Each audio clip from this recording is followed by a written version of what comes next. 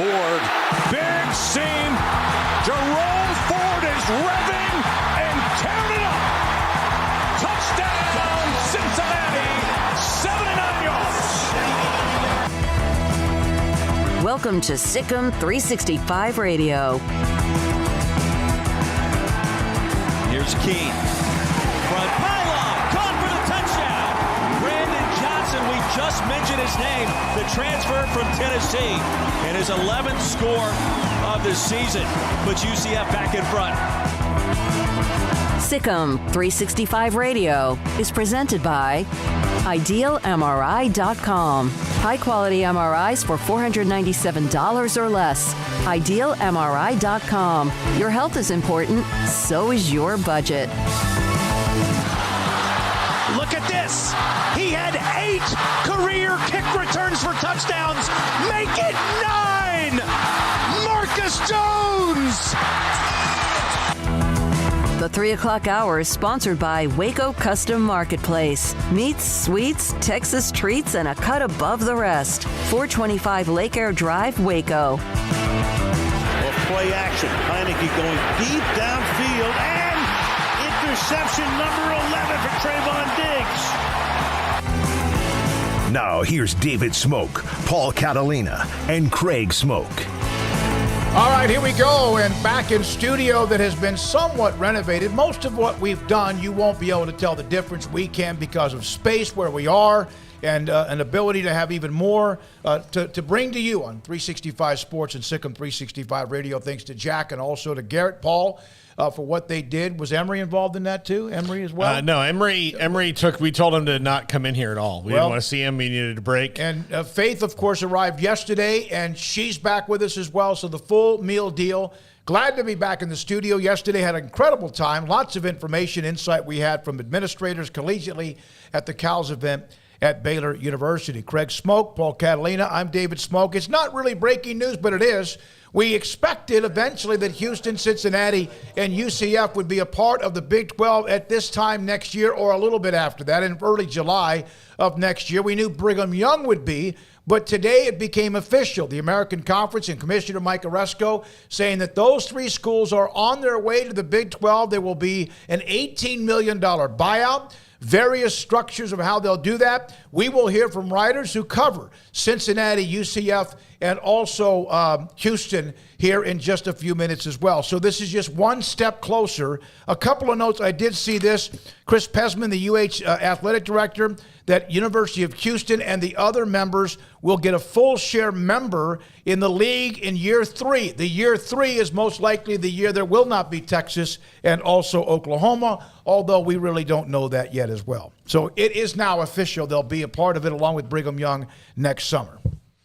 Yeah, it's again, we were kind of waiting on it. I was curious to see what the final figure was, and it looks like it's like what, $18 million. Yep. So that's what it's going to take to buy it out. And, some reports that Texas people believe that it would be more realistic for them to leave in 2024, but I would assume that their number would be I know their number would be well over $18 million that they left, and I still don't see any benefit to Texas and Oklahoma paying a bunch of money to get out a year early. Like, are you going to – is the SEC going to make that money back? Is the, ESPN going to make that whole enough to where it wouldn't be just, why not start it in a year? I think that's the thing, though, is if you did do that, you're making way more money. Mm-hmm. So in theory, to your point, they could eat that whatever figure is right now and make that up in like a year or two. So, yeah, if they wanted to leave, in a year earlier than expected, then I don't think it's going to take them long. And quite frankly, in particular with Texas, I don't think that they're hurting for money anyways. I mean, I think that they could cut, an $18 million check and be okay until, that first SEC paycheck came in. So, I don't know. I mean, I don't want to sit here and have this be a thing that just strings along where we're sitting here constantly worried about when OU and Texas are leaving. I don't want this to turn into like a game of threaten to leave, but then stick. You know what I'm saying? Like, just let's make it clear. Like, what are the plans? I don't think it needs to be some big secretive operation, although that seems to be how this all started to begin with. So it would be nice if OU and Texas would just, say what their plans are. And I know that they've said in so many ways that their plans are just to ride out the contract or whatever the case may be. But if you plan on leaving early, just state that. I mean, I don't see why it really matters in the long run. These schools are stating what they're doing, and it's not a big issue. They worked it out, and, hey, they're coming in 2023. So yeah, no, absolutely. And here's the deal. The Big 12's not waiting.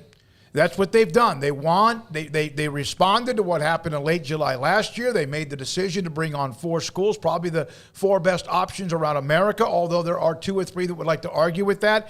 And now all 4 will be a part of it, not just Brigham Young next year, all 4. And you would think that this also probably is the next unlock whatever that leads to whatever Texas and Oklahoma might do. And quite frankly, they're a part of it for another couple of years. That's fine. The Big 12's ready to go. Now they can go out and work on the schedule for 2023 unless something does change with those 2 as well. $18 million.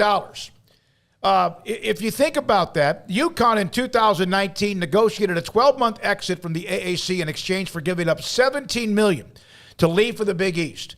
$18 million for each of those schools, and if you think about it, they'll probably pay most of it up front and then let it all kind of maybe $1 million or $2 million a year until it runs its course. Well, that doesn't seem like that's much money at all compared to what they're going to get in the third year of the deal, which is going to be so much more than they're getting right now.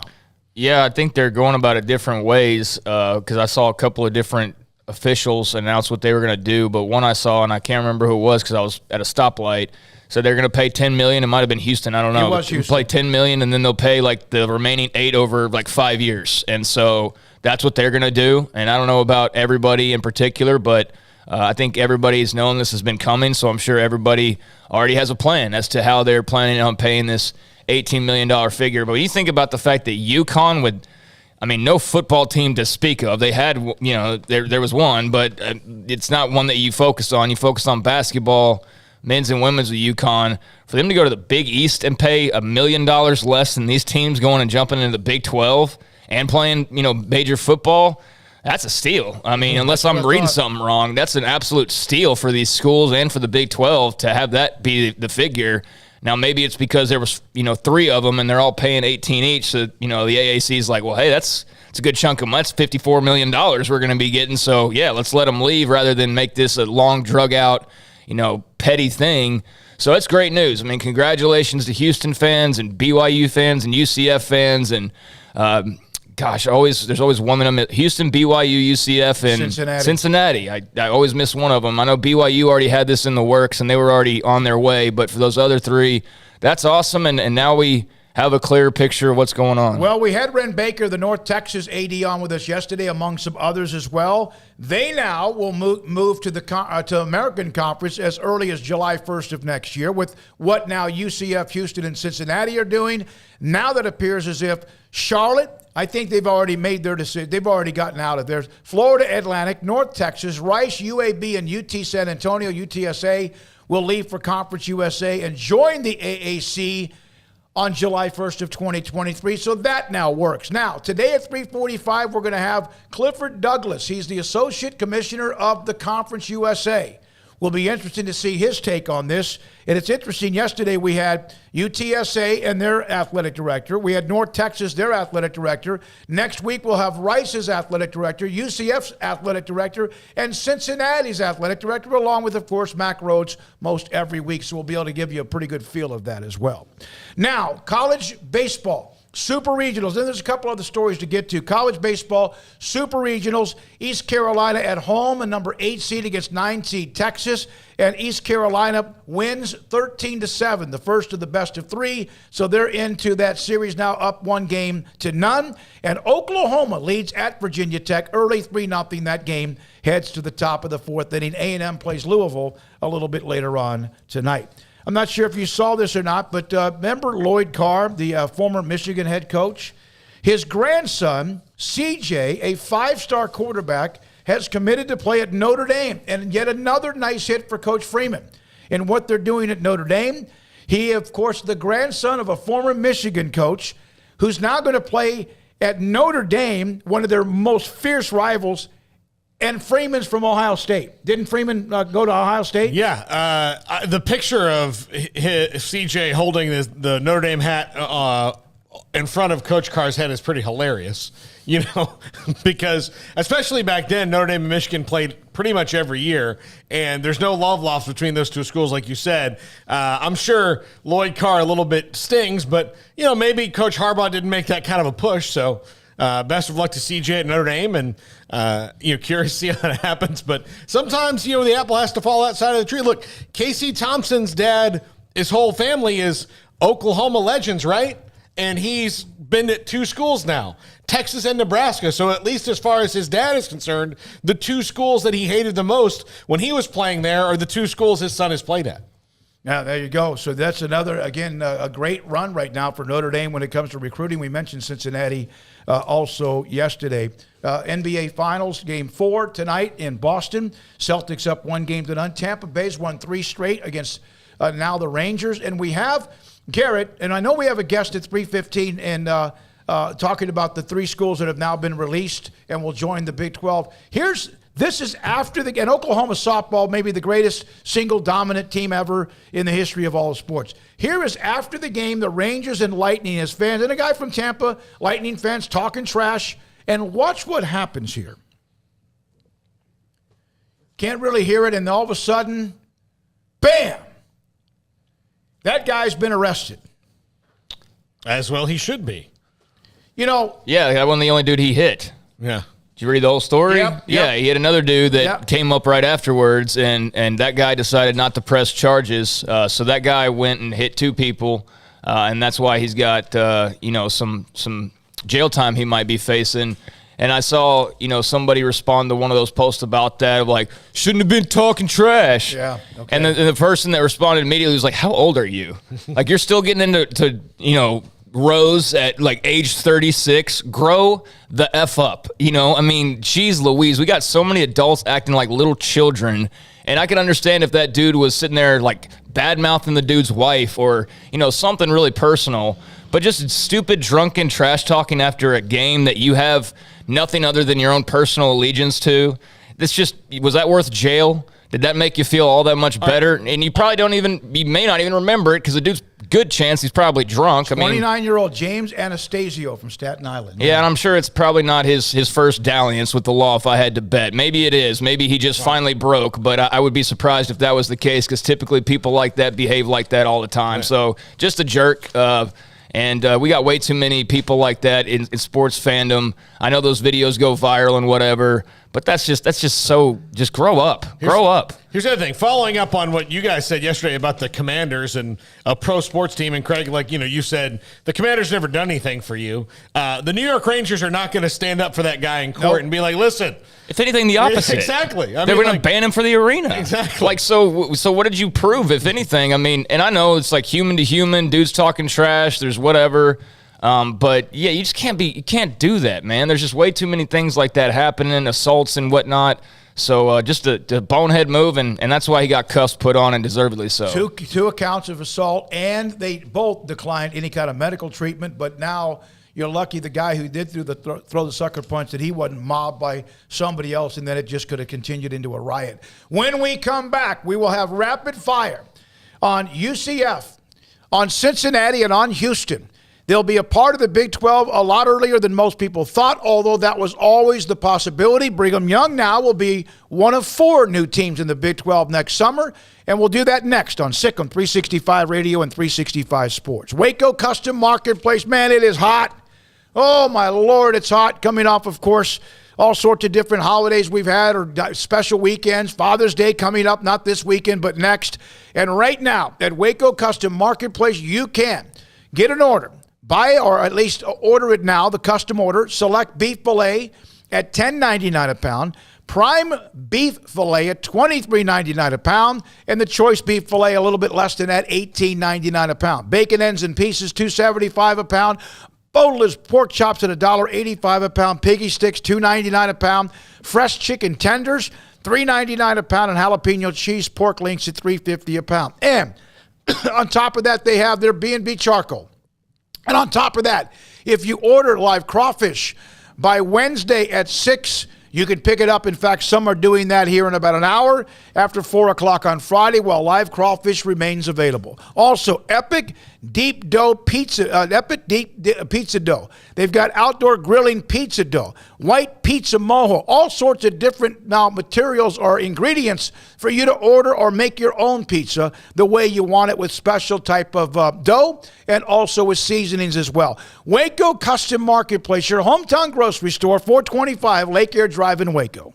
Payments for qualified buyers at 2.9% for 72 months with $5,000 down cash or trade. TTL Extra. See dealer for details. Summer driving is coming. Save now at Richard Carr's Summer is Coming savings event. Find summer savings like a 2015 GMC Sierra 2500 HD for $318 a month. Or 2020 Buick Encore for $288 a month. Or get a 2015 Cadillac SRX for $212 a month. Our vehicles go through a 172-point inspection, and we pay top dollar for your trade. 100% approval is always our goal. At Richard Carr, we give you more. At Ideal MRI, we feel blessed to be a part of the Waco community. We're a small family business right here in Central Texas, and our goal is to bring down the cost of healthcare while maintaining high quality. At times like this, the cost of healthcare has never been more important, and unfortunately, significant illnesses and injuries still occur. That's why Ideal MRI is open and here to serve you through the difficult time. We offer premium MRIs just like a hospital with state-of-the-art technology and specialists, but you'll pay less. Sometimes thousands of dollars less, whether you're using insurance or not. At Ideal MRI, we accept most insurance and there are no hidden costs, even offering financing if that's needed. Everything included in the price, and you'll not get something as a surprise in the mail later on. If you need an MRI, ask your doctor about Ideal MRI. They'll know. You can schedule an appointment safely from home online in minutes at idealmri.com or give us a call, 833-IDEAL-MRI, idealmri.com.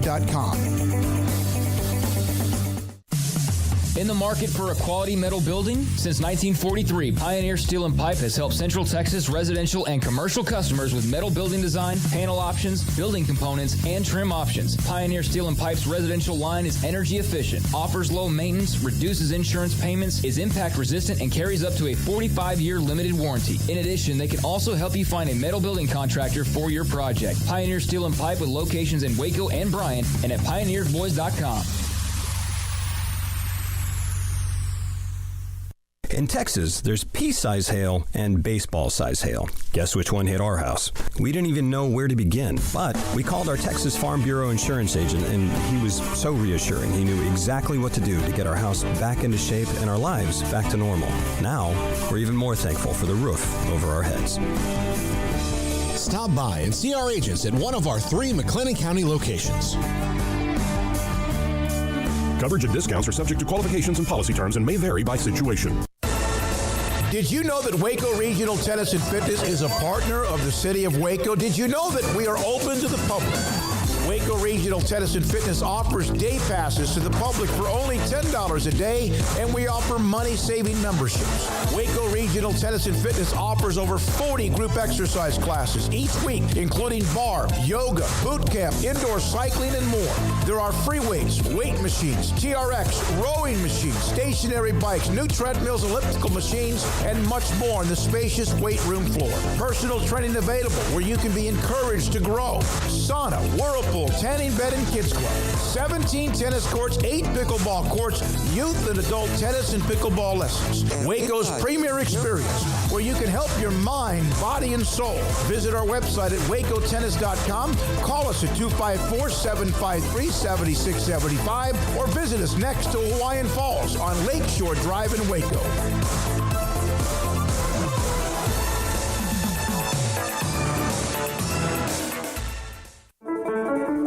One size fits all. That may be all right for an adjustable belt or cheap sunglasses, but when it comes to your financial needs, no one wants a one-size-fits-all strategy. Cam Heathcott, your Edward Jones financial advisor, knows that his most important goals are yours. That's why he takes the time to understand your needs, knowing you. That's how Edward Jones makes sense of investing. Cam Heathcott, covering Conroe and Houston, 936-756-7717 or cam.heathcott@edwardjones.com. Edward Jones, member SIPC. Welcome back to Sikkim 365 Radio. Have you subscribed to our YouTube channel? Search 365 Sports on YouTube. We expected this, we just didn't know when, and now it is official. Brigham Young will not be the newest team, not the only one joining the Big 12 next year. In the summer, Cincinnati, Houston, and also UCF will, and Mark Daniels, voice of UCF Athletics, joins us on Sikkim 365 Radio. And Mark, this was expected, but how much was today just kind of another part of the celebration of what's to happen soon? Well, you know, it eliminates a big a piece of uncertainty, which was what would the number be, and can you get to the deadline when you really had to have things in line to get into the conference for the fall of 23. So I think there was an effort of all parties to try to make this happen, because the domino effect of what it would mean for the AAC to then move forward with their new teams coming in. And I know the two sides worked really hard, and I think in the end, I think Cincinnati, UCF, and Houston have to feel pretty good about the terms of this deal. I think if you think where Mike Oresco started with his original buyout and where they settled, I think the three schools have to feel really good, particularly about the time to pay it off. You're talking about, you know, over 14 years. I think it's a huge win for those three schools when you take a look at the money you'll pay, but over the period of years, it's a big win. Yeah, that was kind of a weird thing to me. Over 14 years, I thought it would be over something like 7, you know, or 6, Mark. So that's an even bigger win, because you could choose to pay it off at really less than $2 million a year. Yeah, I mean, it's about 1.23 something, and that was also part of the negotiation. And look, these schools are able to do it, but it's not like there's a budget line at UCF that said, "Oh, here's $20 million in the event that you need to use that money for something." So it certainly alleviates some pressure. If it was, you got to pay all of it up front, or it's got to be 50% here, because we got a lot of moving dollars, guys. Of UCF leaving the American, getting into the Big 12, expansion of facilities, increase in staffing, and all that stuff. There's a lot of money kind of floating out there. But now it's clarity. It allows you, as UCF and the other schools did, you're out there now promoting season tickets for 2023. Let your fan base know, hey, get set for a schedule we anticipated, but now you know it's going to be with the rest of the Big 12. Mark, how much concern was there that the American might at some point try and drag this out as long as possible? I don't think that there was a concern that it would keep dragging out. Precedent had been set a few years ago. The way UConn was able to exit, I think it was a question over the dollars and a question over the number of years to pay it off. And again, I think Mike Oresco also felt some pressure in the American, because you saw what happened after the first announcement, and the second announcement comes about the TOSA schools that are going in. I think it was important for them to solidify that membership to get some clarity on their TV deal, whatever that's going to be. So he felt some pressure to kind of get that done from the other universities. Look, in the end, they're still going to get a lot of money. It's going to take a while for them to get that money. But that's pretty much the structure of how these buyouts happen. But again, I think UCF and the other schools are happy with the resolution. So now you can really begin to focus on where you felt you were going in the fall anyway, but now you know the dollar amount. Mark, really wanted to have you for a quick hit, but have you already seen, has Gus Malzahn seen an uptick with recruiting based on what happened back in the fall? Oh, no question about it. I mean, the name change for Gus. The focus on certain players didn't change. He's been one of the best coaches in the transfer portal compared to anybody in the country. We've got a number of guys on this year's team that were best players of P5 programs elsewhere. But the quality of the recruit, he had a big recruiting weekend this past weekend. with a caliber player that he didn't have a year ago, which was a really good class that he had coming to visit. Now, whether he signs, a bunch of these kids we'll see, but just getting some of the 5- and 4-star kids that you wouldn't have gotten on campus a couple of years ago come to visit, make official, unofficial visits. And now, instead of saying, hey, we're going to this league at some point, as he was telling a kid this past weekend, when you get here, we're in the Big 12. It's not like, hey, we're going to get there in a couple of years. So that is the message about when you come here, this is the league that you're stepping into, and it's absolutely been a big plus in recruiting. Mark, I know that now that this is official, they can really start moving on scheduling, which we have no idea about so far. But do you think that UCF will get to see both Texas and Oklahoma over the 2 years, or given that it's 14 teams and only 2 years, what do you think is going to happen there? Well, you guys know a little bit more of the politics of scheduling in the Big 12 than the rookies do. It certainly looks as if that league is going to have at least 14 teams for that first year in 23. How the schedule pans out, doing away with divisions, I guess they'll see. Look, there's a lot of interesting scenarios there. I mean, if a certain quarterback in Norman comes back for another year, wouldn't that be something if he played in Orlando? In 23, and UCF's been to Texas before. They opened the stadium at UCF years ago. So whether the league tries to accommodate everybody in some form or fashion, but as you guys know, you're going to play either 8 or 9 conference game. It isn't 13, so you're not going to get everybody, and that's okay. I think UCF is excited, one, to get the schedule of teams that are going to be there in 23, the teams that are going to be there long term, whether it's 8 or 9 games, and look forward to an exciting schedule. Look, the move also kind of changed philosophy for Gus Malzahn and the AD Terry Bahadra about non-conference scheduling. Their feeling was we really had to upgrade the non-conference scheduling, but now with the quality of the league, a little bit different philosophy of how many games do I need. BYU had been a non-conference game. It becomes a conference game now. So, all of that is part of the process of getting set to ramp up. But now you know for certain where you're going in the fall of 23, and the schedule will, whatever it's going to be, it'll be interesting. I think, as you guys know, if it's 9 games, that also does impact your scheduling from a budget standpoint. Like a lot of schools, you want 7 home games. If it's the year you got 4 at home and 5 on the road, how do you take care with your schedule there? So a lot of moving parts, but certainly an exciting process of getting the schedule done. Mark, thanks for your time today. And again, expected news, but now official news out of the American Conference of UCF, Cincinnati, and Houston joining Brigham Young and the Big 12 next week. Mark Daniels, voice of UCF Athletics. We'll have Chad Brendel, coming up next, Bearcat Journal, and then also Sam Kahn from theathletic.com, who will join us discussing what is going on, of course, with Houston and overall with the Big Cred. In fact, we're now joined by Chad. Is that right? Chad joins us now on Sikkim 365 Radio and 365 Sports. Chad, as we mentioned to Mark Daniels of UCF, this was expected at some point, but now it's official. Is it make it even better? There was a lot of, hype and joy surrounding the announcement that it was happening, but there was still wonderment over when. Now we have a date. Now everything is complete and official, and we have an exit fee, and it's finally happening for real now. So this was the final step, and it's been a great day in Cincinnati. Was there hand-wringing and then maybe relief over this exit fee in Cincinnati? Not really. I didn't get that sense. I got the sense that they understood this was coming. They were ready for it, prepared for it, and this was just part of the process. And the thing with Cincinnati, you got to remember, is that we've been through this before, right? Like Cincinnati's moved conferences a lot over the years. So this was kind of just working through the process and making sure all the I's were dotted and the T's were crossed and getting ready to make things official. Chad, how have you seen the recruiting? How have you seen just other parts of the program growing here over the last few months? The recruiting has gone to a completely different level. I mean, they had, 11 official visitors last weekend. 9 of them have committed. There might be another announcement coming tonight. They have 5 guys visiting this weekend. And they're in a really good position with all 5 of those guys as well.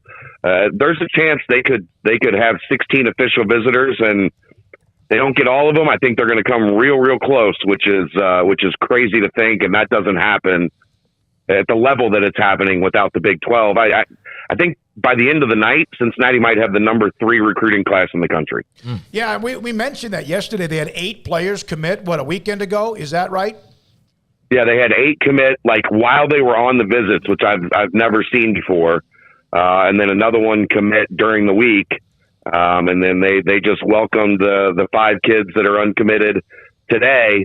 And there's a couple 3 4-stars and 2 high 3-stars in that group. So things have taken a significant jump for Cincinnati.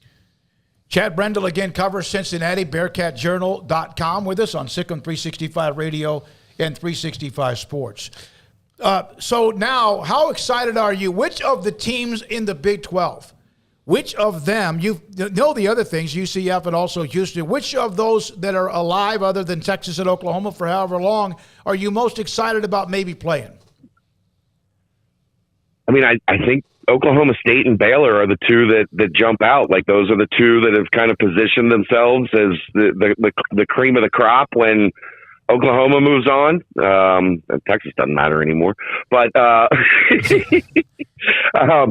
those 2, I think, those are the 2 that are sitting at the top of the mountain when Cincinnati arrives in 2023. I'm really excited to see some rivalries develop between those 2 schools in Cincinnati, because I think Cincinnati's it's going to take an adjustment period. But I think roster-wise and with Luke Fickell at the helm, Cincinnati's got a chance to be competitive right away stepping into the league.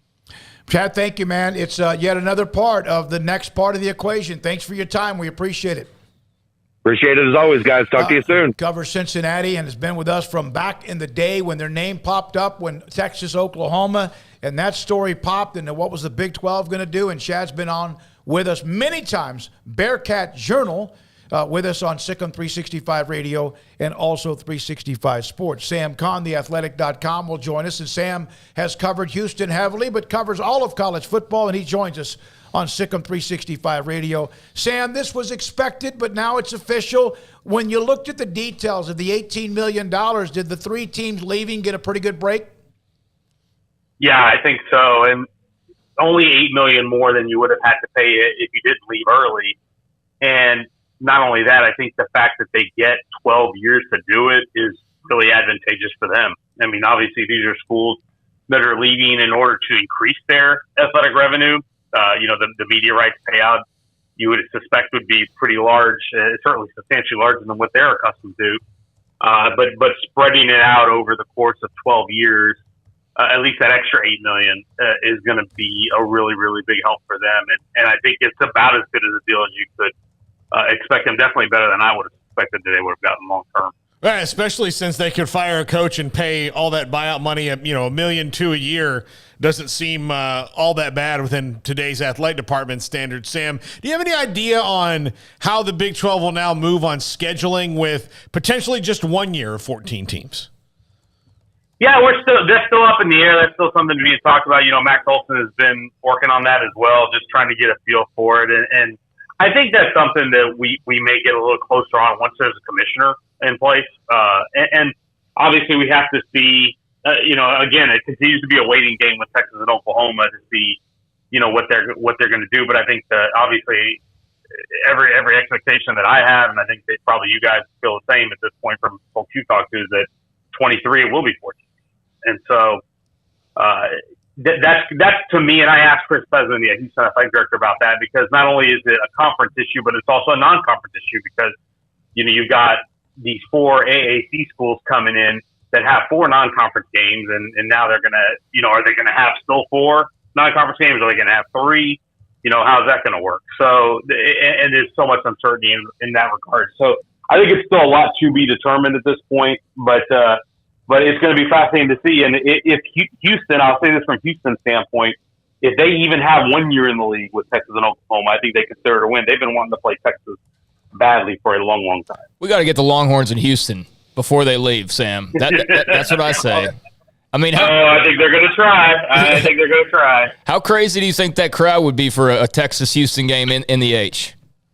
Oh, it would be huge. I would guess, too, and I know Houston would probably want it on campus, but because of the potential gate, you would probably have it at NRG, just because you possibly could fill that stadium up with 60 or 70,000 for it. But yeah, it would be a pretty intense crowd. They have not played since 2002.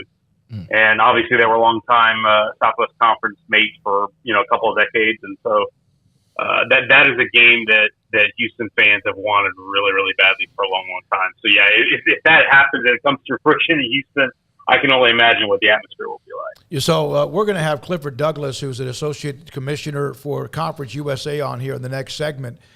And you know that the American Conference also, by doing this, as you mentioned, it kickstarts what they're trying to do because they're getting teams from Conference USA and elsewhere. Do you think we'll ever see a conference just disappear after a couple more realignments? I wonder about it. I know people were making that comment today when the terms of the buyout came out that it was going to be spread out over that long. People asking, is the American going to be around in 14 years? The time it's going to take to pay off the whole buyout. I'm reluctant to say that a conference will implode. We certainly came close with Conference USA after this last round of realignment, but the fact that Conference USA has been around since 1996 and has still survived through multiple rounds of realignment, I think as long as there's an appetite for schools to move up, then I think that there will still be the conference that we see right now will still be in existence. That's not to say it won't happen, because we saw the WAC, was out of football for a little while after that realignment round in 2010. So it's certainly not impossible. And if there were a conference that were in danger of that, I think Conference USA would be the one. But I think there's enough appetite for schools wanting to move up from the SDS to the SDS level, and it seems like Conference USA is the haven for that. So if you look at CUSA as the most vulnerable conference, as long as there's that appetite from those schools on the FCS level to move up, I think Conference USA is going to be happy to be that venue for them. So I don't think in the near future, I don't see that happening, any conference imploding or ceasing to exist in the near future. Sam, in terms of the realignment of the schedules and divisions or no divisions and all of that, I mean, I know there's two chapters. There's the OU Texas chapter, and then whatever the future is after OU and Texas leave. From Houston's point of view, do you think they have any type of certain opponent they would want to play year in, year out? Would they want a Texas schools pod? How do you think that they view that at this point? Yeah, I think if you end up going divisions, obviously they would want to be paired with Baylor, TCU, Texas Tech for sure. Probably Oklahoma State makes some sense to be in there because it's not super far, and those are teams that have played each other in non-conference in the past, both in football and in other sports. So to me, that makes sense if you want to go divisions. I'm torn on the whole idea on whether or not you should do divisions. I think obviously with the current Big 12 setup with a round robin is perfect. Obviously that's not possible when you go to 12 teams or even 14 for the short time that they will. But to me, I don't know that there are enough rivalries that need protecting in this conference, in the new Big 12, that you have to go to a setup that the SEC is probably going to go to, which is the three protected rivals and 6 other conference games. I think you're able to do divisions if you want, because I think there's a way to split it up geographically enough that makes sense, and there's there's not enough rivalries, I don't think, that need protecting to the point that you can do that. I think you can get away with divisions if you want to do it. Well, Sam, to your point, I mean, just look at Texas Tech. I mean, this is a team that the two schools, they probably played their fans. Now, how the other fans felt about them, on their rivalry chart is to be debated. But, Texas Tech got up to play Texas, and they got up to play Texas A&M, and those are gone now. So, now maybe it's Baylor and TCU, or maybe it's Houston. Like, Texas Tech pretty much has to start their who we hate the most rivalry up anew. Yeah, no doubt. And it sounds, and I think I remember last summer, I think it was a Statesman reported that Texas Tech will probably continue playing in non-conference to some degree. At least there has been that discussion. But yeah, obviously they've been in the league with Baylor and TCU, so those are normal games. I think Houston and Tech, when they have played in football, and they have played several times in non-conference since they've been in separate leagues, they've been really fun games. I remember 2009 was a really, really fun, intense game. There was a few years ago, I think, when Alan Bowman was a quarterback, it flips last year, that it was a high scoring, I want to say like a 63-49 type game. Texas Tech and Houston, I think, has a real potential to be a really entertaining football rivalry, especially if Joey McGuire ends up there for the long term. We know Dana Holgerson's probably not going anywhere. He's going to be pretty happy to just sign a new contract. If if him and Joey are going head to head for a few years, I think that could potentially be a really, really fun one. By the way, some Houston fans in our chat room have said that they would fly in from all over the country and pay $1,000 a ticket to be able to watch Houston play Texas at home. they are. I don't doubt that a bit. Hey, Sam, one thing I do want to mention, and we've had some of this on the chat room and other things have been said on the message boards as well. The $18 million is just paltry, pennies, to no matter when Texas and Oklahoma leave, they're going to have to pay the piper, correct? Right. Yeah, that's been the stance from the Big 12 side because they have the leverage at this point. There really is no incentive for them to let them go early for a reduced fee. If they're gonna play nice and they're gonna be good conference league mates for the rest of their time, then there's no incentive for them to leave or to let them out early because it only triggers the ability for the TV networks to renegotiate that deal early. So keeping them is good for the value of the conference as long as they can. And then obviously I think those incoming teams that have the chance to do that in a 14-team league I think is very attractive to the Big 12 as a whole and certainly to those new programs. Don't you also think that what Chris Pesman, I believe, said that year 3 they get a full share, that's probably the expectation, that's when they would go to the regular, what will be the new 12? Yeah, it sounds like. I guess you wouldn't rule out 24 at this point. Right. There's still some time there if they want to make the move in 24. But yeah, I think it certainly seems to set up nicely for 25. If that's how it ends up, if Texas and OU play this thing all the way up to 25, and then like you said, the new members become full share members in year 3. It all becomes a very nice, clean, organized break, which is a far departure from what we experienced last July when this all broke and everything was very much chaotic. Thank you, man. Appreciate you, Sam, as always, for what you do and also the coverage you give us. Sam Kahn, theathletic.com, who's also covered Houston for a long, long time. So we went back to back with Mark Daniels, voice of UCF, also Chad Brendel from Bearcat Journal on Cincinnati, and also Sam Kahn overall about the Big 12 and college football, but also his history of also covering the University of Houston. It was expected, but now it's official, and it's just part of yet another celebration, the timeline for those 3 schools to join Brigham Young next summer.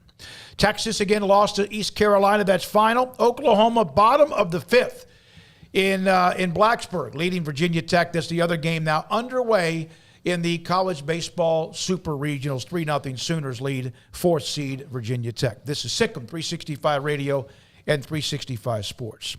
The other day, one of the guys that I see at the gym on occasion, he is in the car business. He told me that he had a friend of his wife walked up and said to her, "My goodness, what kind of car is that? That looks fantastic." She's driving a Wagoneer, a number 3 series. It's a Wagoneer 2 or 3 series. This is a car that's pretty much a new vehicle. For a long, long time, the dealership was kind of away from the big, large SUVs. Now, his wife has driven dozens of cars because he's in the car business, because that's what they get as a demo.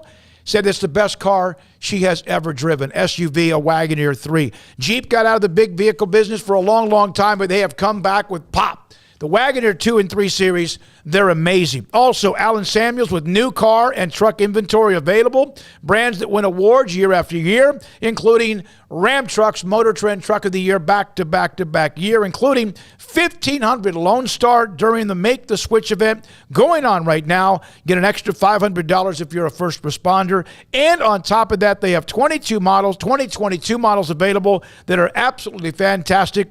Grand Cherokee L with 3rd row seating, Renegade, Cherokee Wrangler, and the Wrangler 4XE at Alan Samuels, Dodge Chrysler Jeep Ram Fiat, Loop 340 east of 84 in Waco. Baylor University is where lights shine bright. So, let there be light. Let there be roommates and teammates, scholarship and championships. Let there be fresh starts and new traditions, fast friendships and lasting impacts. Let there be laughter. Let there be joy. Let there be light. Baylor University, where lights shine bright. From the first workout to the last practice, sports is an incredible and rewarding challenge. Hi, this is Dan Ingham with the First National Bank of Central Texas, and we're proud to support each athlete, every parent, and our educators. From families, small businesses, to the biggest industry, we're here to help. With remarkable products like our free First mobile app, we've got banking ideas that fuel big dreams. That's the First National Bank of Central Texas. Familiar faces making local decisions. Member FDIC, Equal Housing Lender. Boots add protection. Good boots help you climb better and move forward faster. And when your son or daughter steps into the boots of a U.S. Army officer, they also learn how to lead. In these boots, they'll gain more confidence with expert training in one of more than 150 occupational specialties. In these boots, they'll stand a little taller and lead a team with diverse backgrounds and areas of expertise to successfully accomplish whatever challenge comes next. In these boots, they'll earn respect with valuable experience from day one that will give them solid footing for success into the future. Highly qualified candidates who earn a spot on our team can receive comprehensive health care coverage, college tuition assistance, and a bonus of up to $40,000. See all the things your son or daughter can achieve in our boots at GoArmy.com. U.S. Army Waco Recruiting Company, 254-598-8131 or 254-776-1543.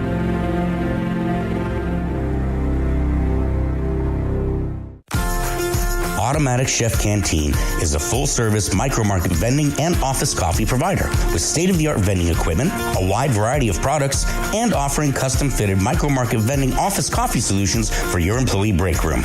You want a full break room solution and a workplace oasis? Well, Automatic Chef Canteen, locally owned and operated for over 50 years in Central Texas, also includes in-house mechanics on call 24/7 for fast, reliable service and maintenance. Automatic Chef Canteen, 6900 Imperial Drive in Waco, or online at automaticchefcanteen.com. Let Camille Johnson Realtors guide you seamlessly through the process of buying your dream home or selling your current one. Commercial, farm and ranch, or residential, Camille Johnson Realtors can smoothly and successfully lead you through any transaction. With a team of 28 experienced agents who are excited about serving you, Camille Johnson Realtors services the entire greater Waco area. If you're in the market to buy or sell, contact Camille Johnson Realtors, 104 Midway Center in Woodway, or find them online at www.camillejohnson.com. Camille Johnson Realtors, elegant, charming, warm. Welcome home.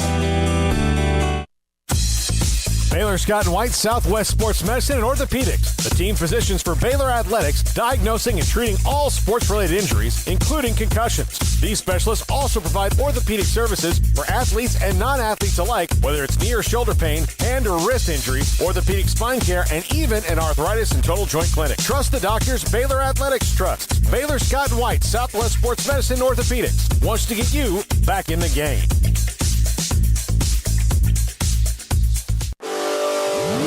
This is Sikkim 365 Radio. Text us at 254-339-1122.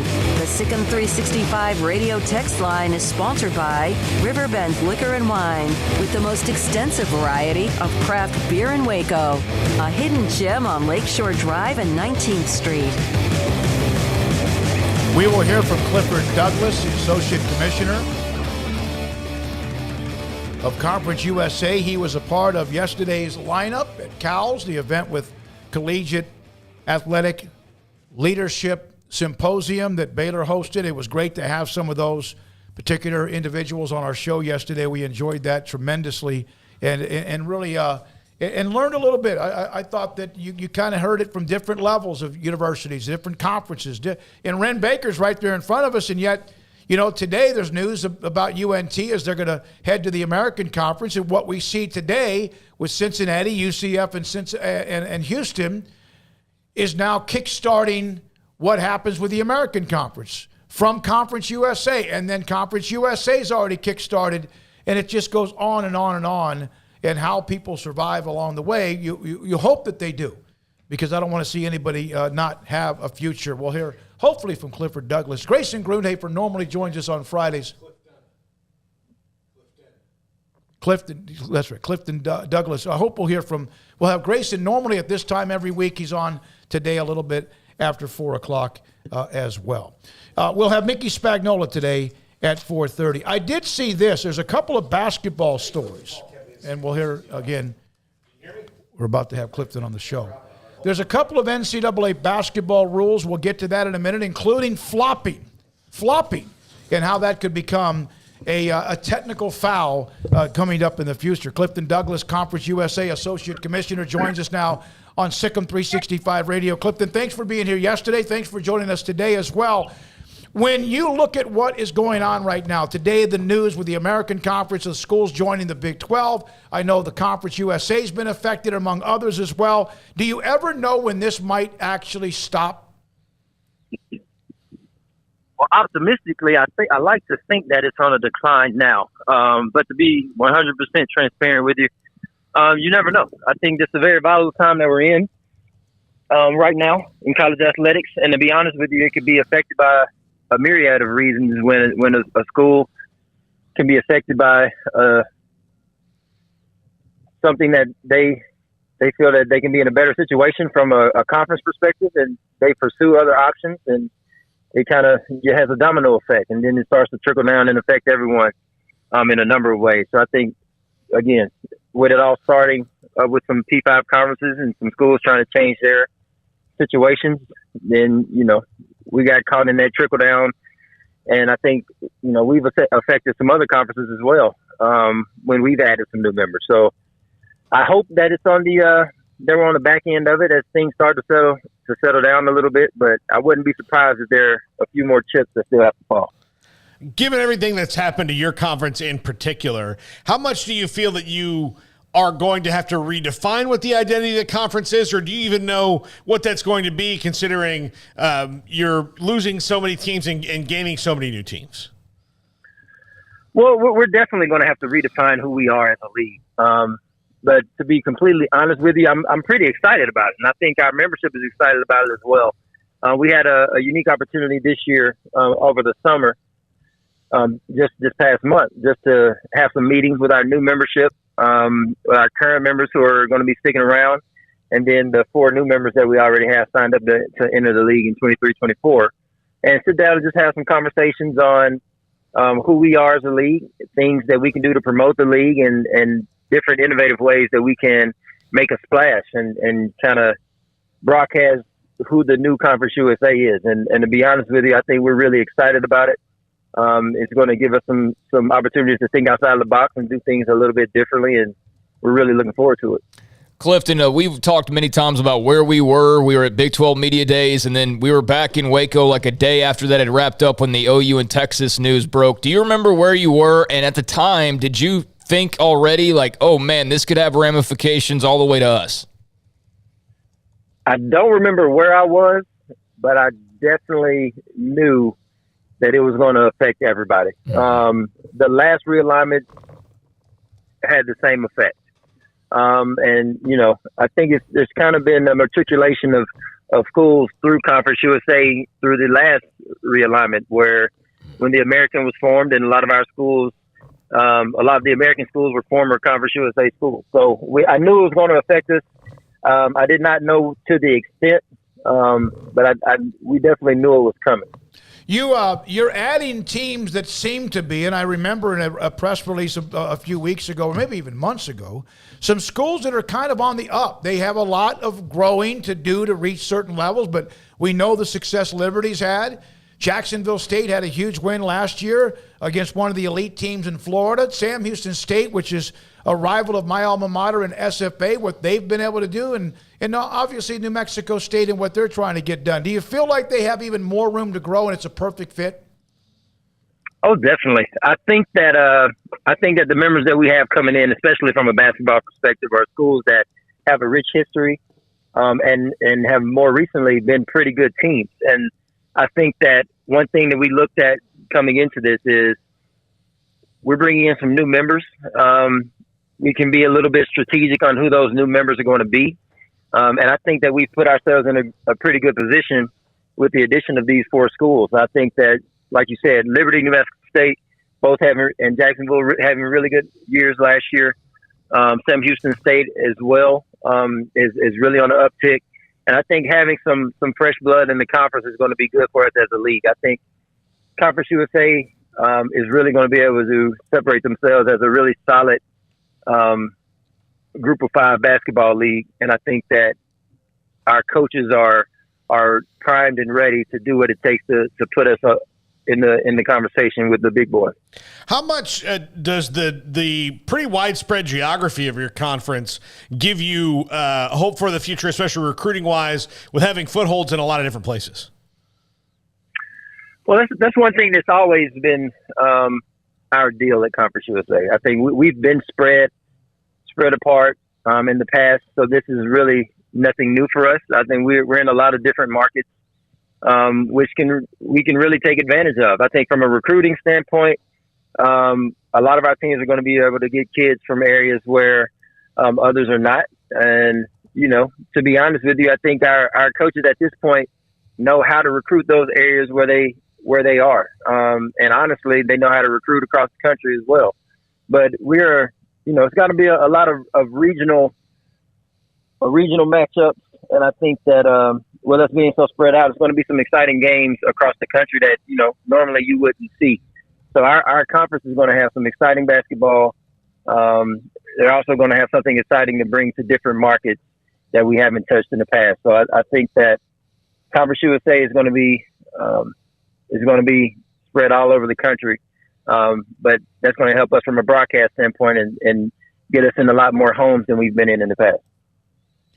What is the key, in your opinion, when it comes to television, eyeballs, whatever it is? We know about market size and all that, logos, et cetera, but it comes down to eyeballs. Is streaming a big part of what you guys must do in the future?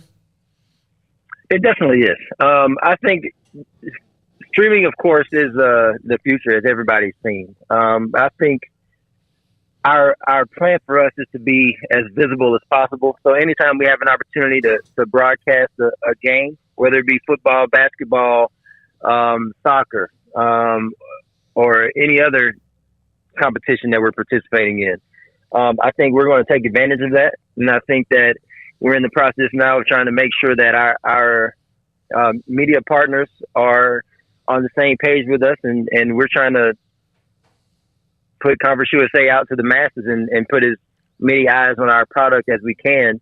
One thing that I know we've done a good job on, and for the past 7 years, is compete on the big stage. So, I mean, of course, it's no secret that Conference USA has put some teams in the NCAA tournament. I think 5 out of the last 7 years we've had an upset in the first round. Quality basketball is something that Conference USA has done. I think that our coaches also coach with a chip on their shoulder, knowing that we have a good product that's sometimes undervalued. So I think that nothing there is going to change. We're going to continue to play with a chip on our shoulder. We're going to continue to put together quality programs, and we just need to continue our path to make sure the world knows it. You have mentioned, Clifton, and we appreciate your time today. You've mentioned a lot of people look at this as a football-related thing because of the money, the grant of rights, and all that. But basketball also generates a bunch of money, millions and millions of dollars as well. You've mentioned that quite a bit. Is that really as much the strength of the 4 joining your league than anything else? I know I've concentrated a lot on basketball, but that's just because that's where a lot of my passion drives from. And that is my main task at the conference office. I am the subject commissioner of basketball. But no, I think football is going to have a huge impact on it as well. I think from the relationships that we have with our bowl partners, and our programs coming in and know what they need to do to continue to be competitive and also to excel when they get to this level. I think that across the board, Conference USA is ready just to put our new profile on the map and really get the news out about who we are and what we represent. Well, one of the things about today in the American Conference about those 3 teams now join the Big 12 in a year, that means they add theirs in a year and you add yours as well, which is going to happen anyway. Get on with it, right? Move on. Get on with whatever you have. Hey, I can't wait. I'm chomping at the bit. Thank you, Clifton. We appreciate it. Thanks for being at the Cals event yesterday at Baylor. Appreciate your time and insight on the Conference USA on Sikkim 365 Radio and 365 Sports. When we come back, Grayson Grundhafer covers recruiting. Also, every Tuesday, the Bearcast with Craig on Sikkim365.com. He's next. Back in a moment, 365 Sports. Y'all listen up. Let me tell you something about group meals from Rudy's Barbecue. It's got all you need for all the folks you gotta feed, smoked meat, sides, and more. There's everything down to the tablecloth, just like the one that you see at the store. At a bridal shower, it's better than flowers. And a long distance meeting, it'll pass the hours. It'll feed all the cousins at a family function. It's better than potluck at a church luncheon. Next time you need to feed 10 or more, call and order a Rudy's group meal. Next in line. Hey, this is Bryce Petty, former starting quarterback and two-time Big 12 champion, and I know firsthand the importance of being in top shape both on and off the field. So listen up, men. If you're feeling beat down day in and day out and looking for that high-performance edge that separates the men from the boys, then look no further than the Petty Clinic Low T in Waco. Petty Clinic is a comprehensive men's healthcare clinic with an atmosphere catering to men. Board-certified Dr. Kent Petty has a special interest in offering the highest quality medical care to men of all ages. Some of the services offered include screening and treatment for low testosterone or thyroid, infertility, high blood pressure, diabetes, high cholesterol, sleep apnea, while offering comprehensive wellness exams and complete men's health lab panels. High performance men, remember, it's not just a Petty thing. This is Bryce Petty, encouraging you to reach out and Google search Petty Clinic Low T or go to pettycliniclowt.com and get your complimentary lab screening today. With so many companies and policies out there, it gets so confusing shopping for insurance, and I never know if I'm getting the policy that's right for me. Luckily, I met the team at the Niche Group Insurance Agency. With the Niche Group, you can go to one company and get access to coverage options from many insurance carriers, and you get to speak to a real person about your specific coverage needs. With the Niche Group, I know I'm getting the right coverage at the right price. If you need insurance, talk to the experts at the Niche Group at 1-800-258-8302. Do you or your kids get nervous about going to the dentist? Stonewood Dental, Dr. Steve Childress, he can help. I've spent a career taking care of patients who as children had bad experiences, and now they're adults that hate going to the dentist. If I get a kid at 3 years old and they come every 6 months and it's a happy experience, it's normal for them. Now they have an accident at 6 or 7 or 8 at school. Now they have a broken tooth or a trauma, and they have to come here. They're used to lights, they're used to water in their mouth, they're used to experience, they already trust us. It's amazing what we can do with that kid without it being a negative thing. But if I see a 6 or 7 or 8 year old that's never been to the dentist, and now they have a trauma or an unfortunate unexpected toothache, it's harder to do that for that kid and it not be somewhat of a negative experience. So bottom line is I try to teach kids and adults and teenagers and everybody the way I'd want my family treated, which is where it's a necessary part of life. You just take care of it. It doesn't have to be that big a deal. Learn more, stonewood-dental.com. You know what would make this moment better? Pizza. Dough made from scratch and an Italian family sauce recipe pizza. 3 fresh signature cheeses making a melty blanket of perfect pizza. Bob Mock has owned Marco's Pizza franchises since 2013 and has been delivering pizza since 2001 and is the proud owner of 4 locations in the Waco area, in Belmead, China Spring, Woodway, and soon to be open in Robinson. Order at marcos.com to make any moment better. Marco's. Pizza lovers get it.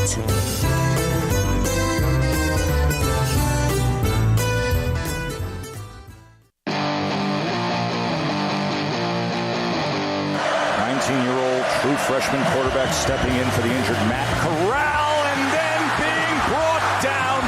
Bryson Jackson with the sack and the turnover on downs. Welcome back to Sikkim 365 Radio. It's time for our weekly segment with Grayson Grundhafer of Sikkim365.com. Brought to you by Pioneer Steel and Pipe, where customer service is their main focus, and best in metal, steel, and pipe for large or small projects, with 2 locations in Waco and Bryan. Family owned and operated since 1943. The 4 o'clock hour is sponsored by Boozer's Jewelers, the wedding ring store, specializing in custom jewelry and repair, all in-house. They go to the eye. Play action. Bohannon back in the end zone, and a touchdown for Baylor. Drake Dabney's second Now, here's David Smoak, Paul Catalina, and Craig Smoak. All right, here we go. Sikkim 365 Radio, 365 Sports. Grayson Grunhafer, nice enough to move it back a little bit today. So our guest list we had in the 3 o'clock hour joins us, Sikkim 365 recruiting analyst, co-host of the Bearcast with Craig every Tuesday. And Grayson, thank you very much. Right now, and it's kind of a generic question, perhaps not. Right now, what is front and center with this staff, the Baylor staff, on what's happening in the next week or two? Yeah, I mean, it's the official visit. There's going to be a lot of storylines throughout June just because you have the camp as well. So you could see some 2023 offers go out. You're definitely going to see a lot of 2024 and 2025 type offers. But, that comes second, right? Because they have 3 straight weekends with official visits. And it's going to be really important that they not only continue to make up ground in the 2023 class, but they also continue building these relationships and also, guys, truthfully, trying to figure out which guys they absolutely want to take in this class as well, because they have a lot of interest, from a lot of guys. So a big part of kind of this whole process is going to be getting guys on campus and figuring out the true priorities, the guys that you absolutely have to land in this class. So kind of all of that coming together over the next 3 weekends will be huge. But I know they're taking these official visits really seriously. And that's the only reason why you would have 3 in a row in the middle of June. And then they may save one for later in the year, but right now those 3 are front and center. Does the departure of C.J. Rogers should it give anybody any stress at all, or does the arrival of Luke Anthony kind of negate plus upgrade that a little bit? Yeah, so I think Luke Anthony is an upgrade over C.J. Rogers. Now, would you rather have both of them? Sure. Like, you would love to have even more depth on the roster. That's never a bad thing. But at the end of the day, Luke Anthony is a more proven commodity, a guy that I feel like is far more ready to step in and play right away for this Baylor team. Even though, he's behind a little bit in the playbook and everything like that, he's been a starter his entire career. I mean, he was Conference USA Newcomer of the Year at Louisiana Tech in 2020. I mean, this guy has played a lot of football at a pretty high level and been very successful. So he was a huge pickup for this team. And then obviously the departure of C.J. Rogers made it even more of a necessity. And so now you got Luke Anthony, you got Kyron Drones, and then of course you also have Blake Shapen and whatever walk-on that Baylor decides to add. Brayson McHenry, the quarterback out of Texas High, he'll be here, or he should be here already now. And so they're just trying to continue to build depth there. And I think everyone should be pretty excited about that quarterback room, even with the departure of C.J. Rogers. Not everybody's privy to what's talked about on the Sikkim 365 boards if they're not a member. And so I have to ask the question, but how much concern or what pops into your head when you see that, Austin Novosad's going on an official visit to Ohio State? Because I know from seeing Baylor fan reactions, it's like resigned defeat for some. But how do you kind of feel about that? Yeah, I mean, it's obviously not the greatest news in the world if you're a Baylor fan, and it's obviously another step in kind of, him going out and exploring potential options. I mean, this is an official visit, so it's a big deal, and I'm not going to sugarcoat that at all. But on the flip side, it's also kind of like this. You only get one chance to go through a recruitment, and this is his first opportunity to go through that and to be able to experience it. And he wanted to go visit Ohio State. And I got to tell y'all, when you get an offer from a school like Ohio State as a quarterback, I mean, wouldn't you want to go up there and at least see what they have to offer? And I think that's the part that maybe Baylor fans are missing, because everyone wants this just complete loyalty, don't care about any other school, don't want to listen to any other school. But like, at the end of the day, this is a big decision. This is, as everyone talks about, this isn't just a 4-year decision. This is a life decision.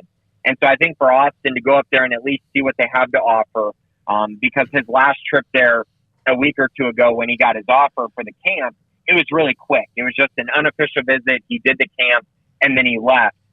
They were able to get him back, go on an official visit. And to me, I think the biggest thing that Baylor fans should kind of be happy about is that, yes, he'll go on this official visit. He'll probably have a great time, but then he's immediately coming back and going to Baylor next weekend. So as of right now, I'm not too worried about it. I think Baylor's Baylor's done a great job recruiting Austin, and Austin has been completely locked in from the very beginning. And as I've kind of mentioned a few times, those relationships he has at Baylor are going to be really hard for any school to duplicate. And therefore, I feel pretty confident still that he's going to end up signing and enrolling with Baylor in January. Let's just say, Grayson, what if they had to switch gears, do they have a plan B at the moment? Guys, they're in a lot of trouble if they don't land Austin Novosad. And I think that, and see, that all kind of ties back into things, right? They decide to take Austin Novosad instead of taking a 2022 quarterback. Like, they've invested so much into him, and he knows that. And he also knows the roster situation at Ohio State is not nearly as favorable as it is at Baylor. Baylor's made him a priority since day one. So all of that coming together is kind of the obvious reasons why I still feel really confident about it. But I do think that's a great question, Craig, because if you really look at it, they haven't gone out and recruited guys. They haven't really talked to a lot of quarterbacks at all in the 2023 class. They've just been so tied into Austin. And I think that makes him feel like a priority. It does. It absolutely does. But I would also say that, if he does end up going somewhere else, I think they're definitely going to have to take a transfer coming up in the next cycle. And then I think they'd probably just try to find a guy at camp, a 2023 guy that they feel like, okay, maybe he could turn into something. Because right now you look across the state, I mean, you really have two guys, Jackson Arnold and Austin Novosad are the two guys that you really, really want in your recruiting class. Everyone else is kind of like, I don't know how good they're going to be. Jake Strong at Texas Tech, he's solid. He's a tier below the other two. And same with Bo Edmondson at Lake Travis. They're just a tier below. So it's just kind of a matter of, you just take a quarterback for taking a quarterback? I think they will, but then I think they'll supplement that with a transfer. And luckily, nowadays, you can find a transfer portal quarterback pretty easily. I'm not giving out all your list, but you do have the dates of those, the various visits coming up. And one of the names that intrigued me was Isaiah Crawford, who's a Texas Tech commit now. He was a Baylor commit and then switched, I believe, when Joey McGuire got to Texas Tech. He's coming at the end of June. Is that anything they could try, or is that one locked in, you think, to Lubbock because that's close to where he lives? Yeah, so the proximity to home is big. And the big reason why he flipped was because of his relationship with Joey McGuire. And it's one of those situations that's really tough, right? Because Baylor was recruiting him really hard, but Joey was his position coach. Joey was the guy who was kind of his primary contact at Baylor. So when he moved and now he's a head coach, that's really appealing. And he became, a Tech commit shortly after decommitting from Baylor. And so I know he really likes Tech. And Tech has done a great job recruiting him. They've made him a priority since, the moment they got there. And I know he loves everything about Tech. But I would also say this is pretty big news in my eyes because Baylor's been kind of trying to play from behind a little bit in his recruitment, but they haven't stopped building that relationship with him. Caleb Collins, Dennis Johnson, Aaron Hunt. Those guys are continuing to build solid relationships with him, and that's the reason why he's taking a visit to Baylor. I believe he'll also take one to Colorado as well. So he's leaving the door open a little bit, but at this moment, it seems like he's pretty locked into Tech, but we'll see. He's going there, I believe, on the 17th to Tech, and I think if he doesn't cancel the Baylor visit, that's really good news that he's still going to take that trip even after he just went to Lubbock, and that Tech's going to do everything they can to keep him from taking an official visit elsewhere. Grayson Grundhather, Sikkim365.com, recruiting analyst. Grayson again with us on Fridays and today in the 4 o'clock hour as well. ND Kalu's son, I saw his name on your list. He's from, is that the former NFL defensive lineman's son? Yes, it is. DK from Ridge Point. Okay. Bloodlines there, I guess. I know ND pretty well. So there's some bloodlines with him. Where is he on the pecking order?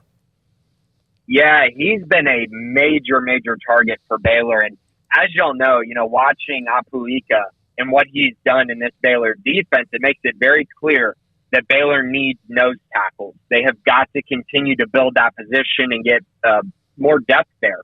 Because right now they don't have a ton of depth at that position. Luckily, they were able to go out and get Jackson Player. So now you got Ika and Player, and you feel great about that position for this year.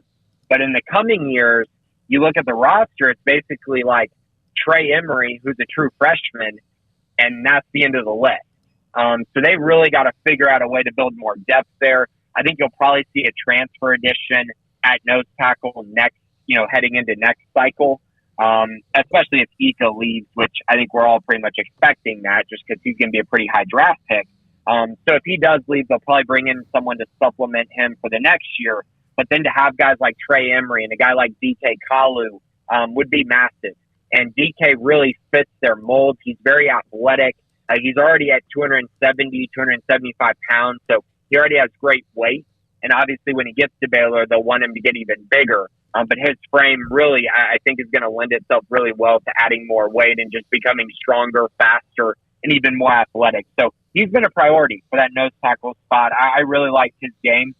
He was injured a lot this year, which kind of held him back a little bit. But I think you'll see tape next year where you just kind of see him continue to rise and continue to get better and better. So, yeah, he's a major priority and a guy that Baylor's done a great job recruiting. And I would probably consider Baylor his leader at this time. Grayson, one player that's already on campus, everybody's moved in now at this point, but Kyan Roberts-Day, we didn't talk to you last week, so your thoughts on him and starting out at running back, it appears, for this Baylor football team. Yeah, guys, 6'4", 270 pounds, and Baylor is taking the chance on putting him at running back. That should tell you everything you need to know about the kind of athlete he is. And you got to remember, during his recruitment, he was being recruited as a tight end. They told him, you're going to play offense. We'll start you there. Kyan wants to play offense. They're going to give him every shot in the world to play on the offensive side of the ball. And I think the running back position is one where you look at the roster and you go, okay, they got a lot of really good running backs, but I don't see anyone that truly is a workhorse or has that frame where it's like, okay, we could give the ball to this guy either 20 times a game or a goal line / short yardage running back. They don't really have that on the roster at this time. And obviously Abram was so good at that last year. So you move Kyan over and you just see what he has there.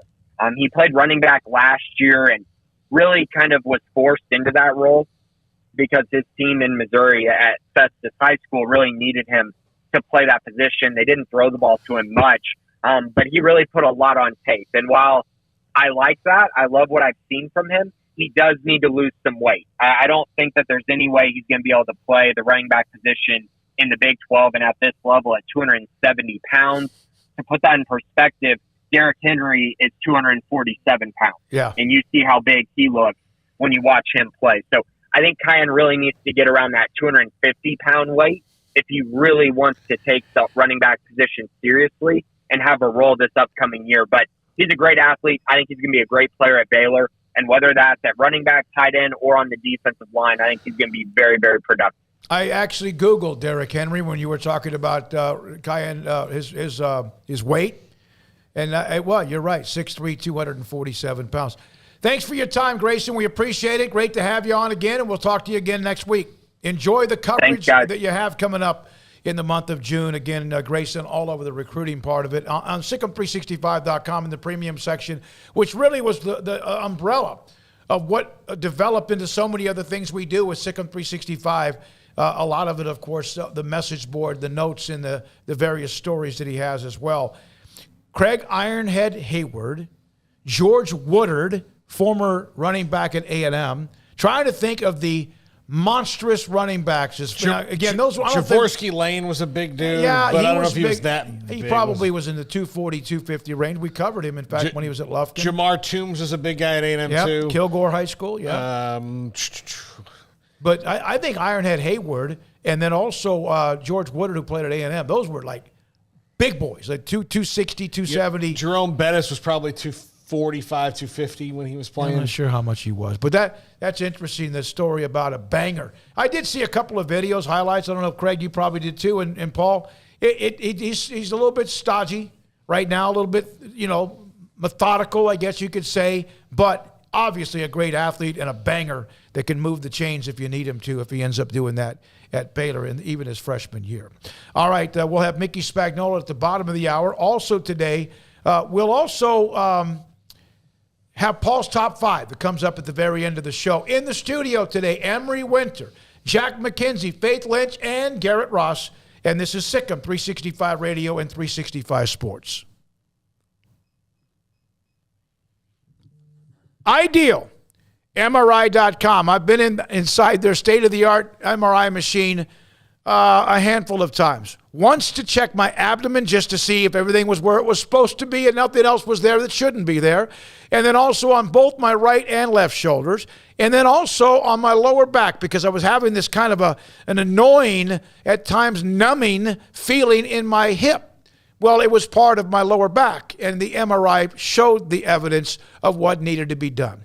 Ideal MRI also, when I did that, I endorsed their company, and they have $497 or less every single MRI. On one of them, I paid like $400. They already had run my insurance, and so I got about $100 off for that as well, and you can too.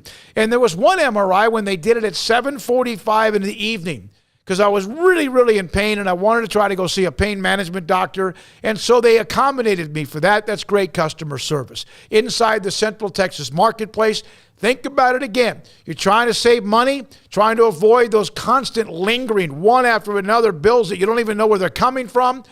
IdealMRI.com is $497 or less every single time, and they'll find out what is the problem with a muscle, a ligament, or something that should not be where it is.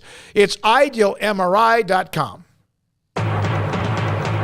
Jeep Freedom Days are going on now at Allen Samuels in Waco. The new 2022 impressive Wagoneer Series 2 and 3 have 2.9% for 72 months, plus $4,000 competitive bonus cash. That's right, and $4,000 bonus cash. This incentive on the new 2022 Wagoneers for a limited time only at Allen Samuels in Waco. First responders get $500 extra cash. Come shop the huge new car and truck inventory today at Allen Samuels in Waco. Come by, let's be friends. How did Edward Jones become one of the biggest financial service companies in the world? By not acting that way. Financial strategies, one-on-one advice, it's a big difference. And that's why Brad Wilson, your Edward Jones financial advisor, makes sense of investing. Experience the difference for yourself. Brad Wilson, 250 Sharon Drive in Woodway, 254-776-4337. Edward Jones, member SIPC.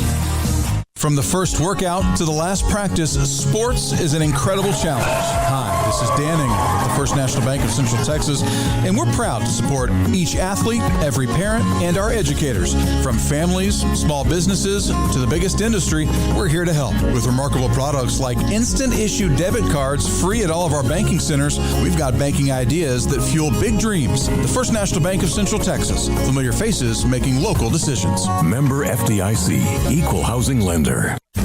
Shorty's Pizza Shack at 12th and Bagby is a homegrown, family-owned and operated must-visit pizza place in Waco. Fantastic pizza by the slice or get the whole pie to share. Great happy hour specials every single day, and it's not just pizza. Great wings. You have to try the Sikkim sauce, chili cheese fries, pizza pillows, and more. Dine in for a great hangout or carry-out. Order online at shortyspizzashack.com or do yourself a favor and bring your crew to the restaurant at 12th and Bagby. Shorty's Pizza Shack. Tell them Paul sent you by.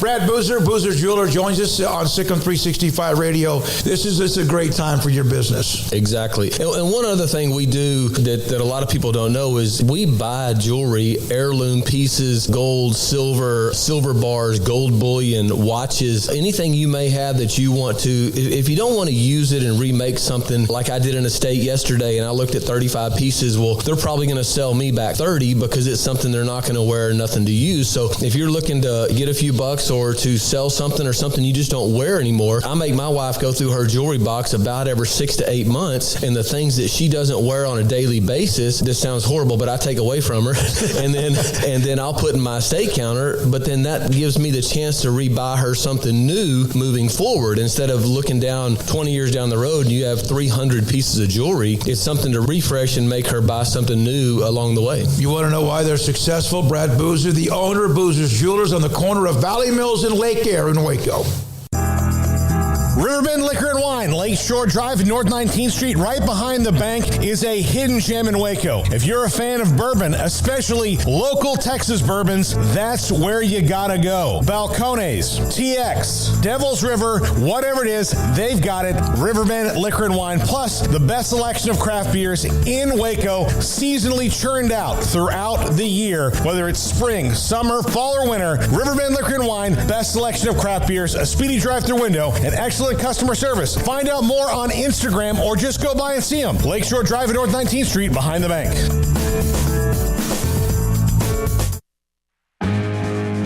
Welcome back to Sikkim 365 Radio. Prescott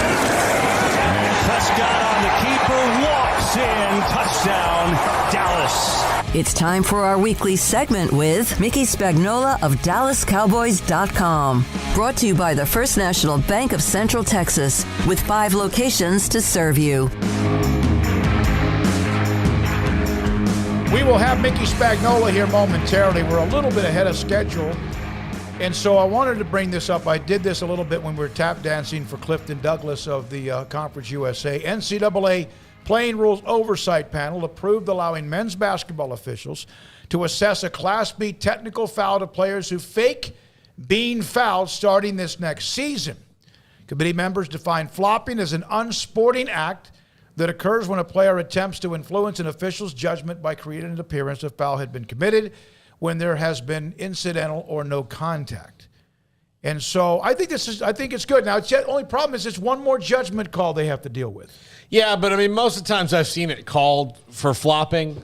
You see this where they do this now. Right? Yeah, and when you see it called, it's legit. I mean, it's hard to, and especially if they know, if you're going to flop, you better make it good.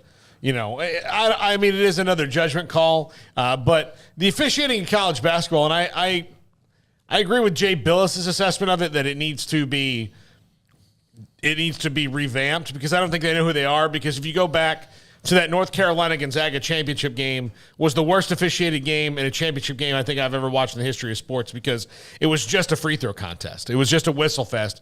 So then what always happens is there's kind of an overcorrection. Yeah. So it was kind of like the 90s Knicks versus the 80s Pistons for a little bit.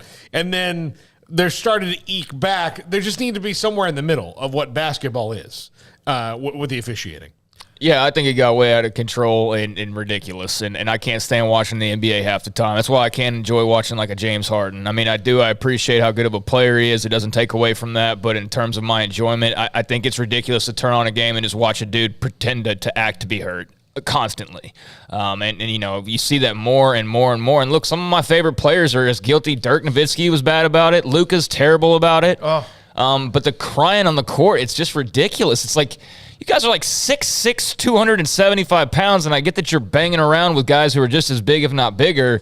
But when you see the replays of half of these, it's the worst acting jobs of all time. And it's, like a bullet hits you in the head when you got scratched on the finger. I mean, it's ridiculous. It's ridiculous. And to see it happen more and more and more, I'm glad that they're doing something to address it, because teams started using it as a tactic. They'd get a feel for the officials, and all of a sudden, hey, we're getting charge calls left and right, and not even having to work that hard for them. Let's just run in front of the offensive player and get our charge call and get the ball. It became predictable almost. So they needed to do something about it.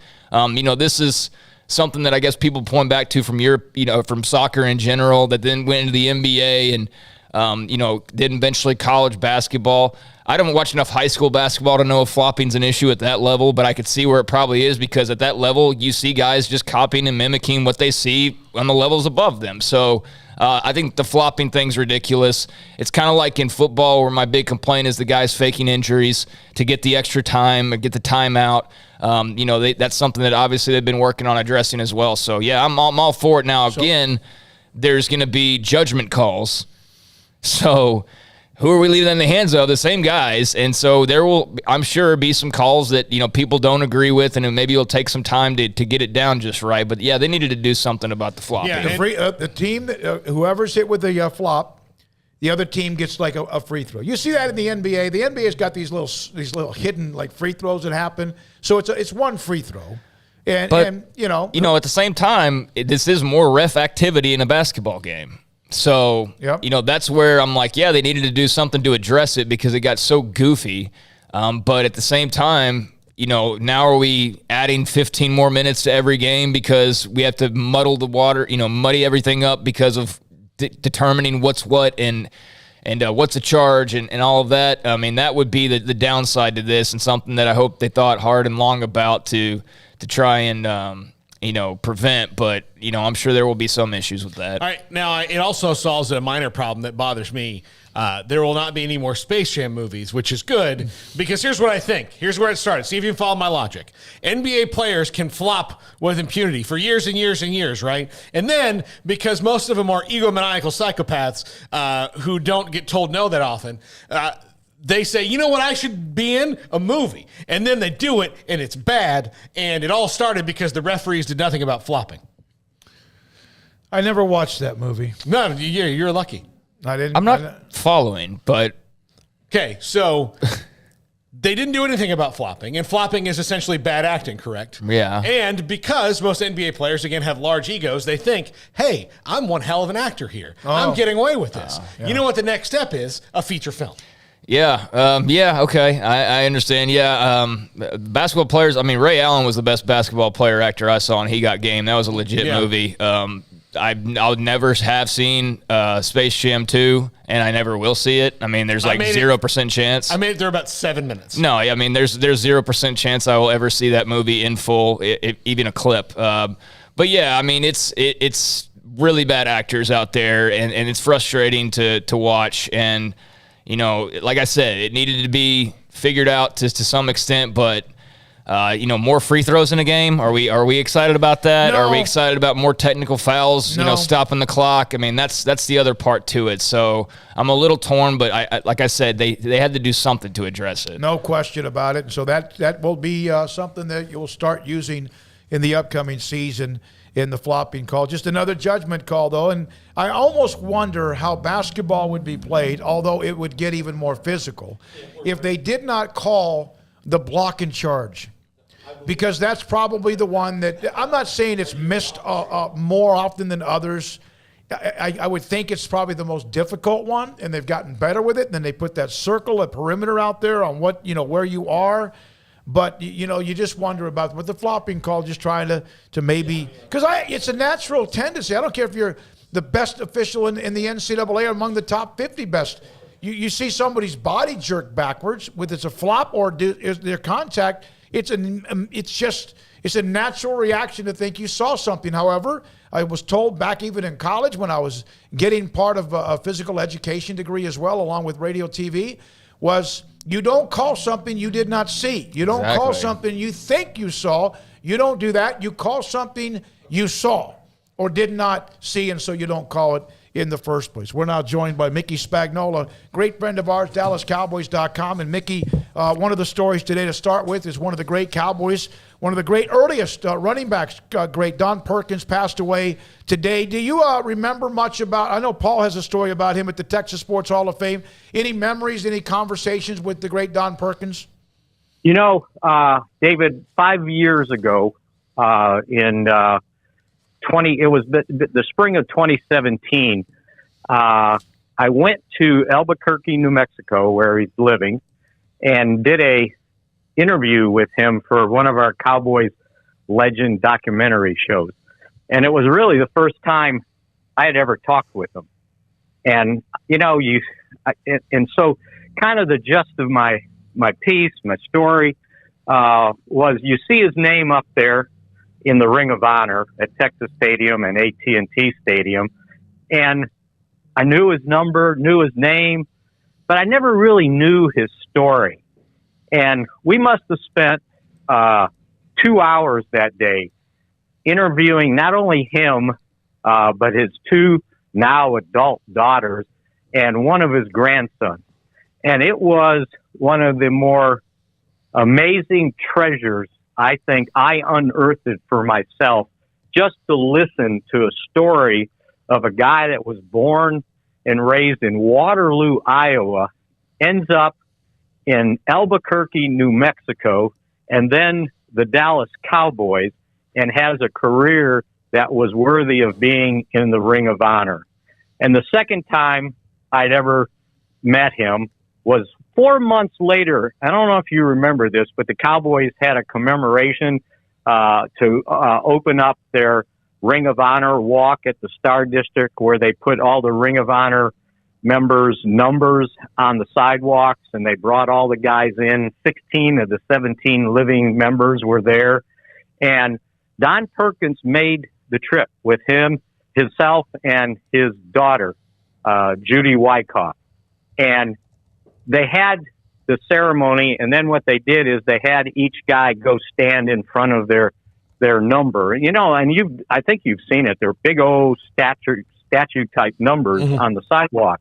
And so they brought him, it was a ways to go, so they brought Don in a golf cart. And when he got there, and he'd been using a cane, he's 79 years old and, you know, starting to slow down. And they showed up with a wheelchair to take him to the number. He got up off that golf cart, looked at that wheelchair, and I could see the twinkle in his eyes, like, I'll be damned if I ran for 6,200 yards in my career. You're going to take me on a wheelchair to my number. Got his cane out and slowly walked to pose in front of that number. And I said, that's Don Perkins. I learned a lot about him in a 4-month period. Yeah, Mickey, a few years ago when he went into the Texas Sports Hall of Fame, he didn't have a lot of family that could make the trip, so his table was his family's table was kind of was empty, and Jay Black and Steve Fallon asked my family to sit there that night, and we sat with his family, and there were 2 or 3 of them there, including his daughter, and it was really nice, and he was, you know, I had, even a lifelong Cowboy fan like me, I'd only known of him in kind of like, you know, I knew he was a good player, but he so predated my fandom that I didn't know a lot about him. I mean, just an unbelievable guy, and like you said, an unreal story of a guy who winds up in the Ring of Honor, and because of not just that he was so early in the Cowboys, but the running backs that came after him have kind of taken away some of the shine from him. But honestly, if people look back, I mean, he was one of the first great Cowboys. Well, if you look at the history book, he either ranks 3rd or 4th in most of the more prominent rushing numbers. Obviously, you know, Zeke has passed him. Prior to that, it was, you know, Tony Dorsett, Emmitt Smith, and now Zeke. But yeah, I mean, before Zeke, he was 3rd among those guys who had gone to the Hall of Fame. Funny story. So he was eligible for the draft, I found out, going through research in 1960. So his last year playing at New Mexico was 59.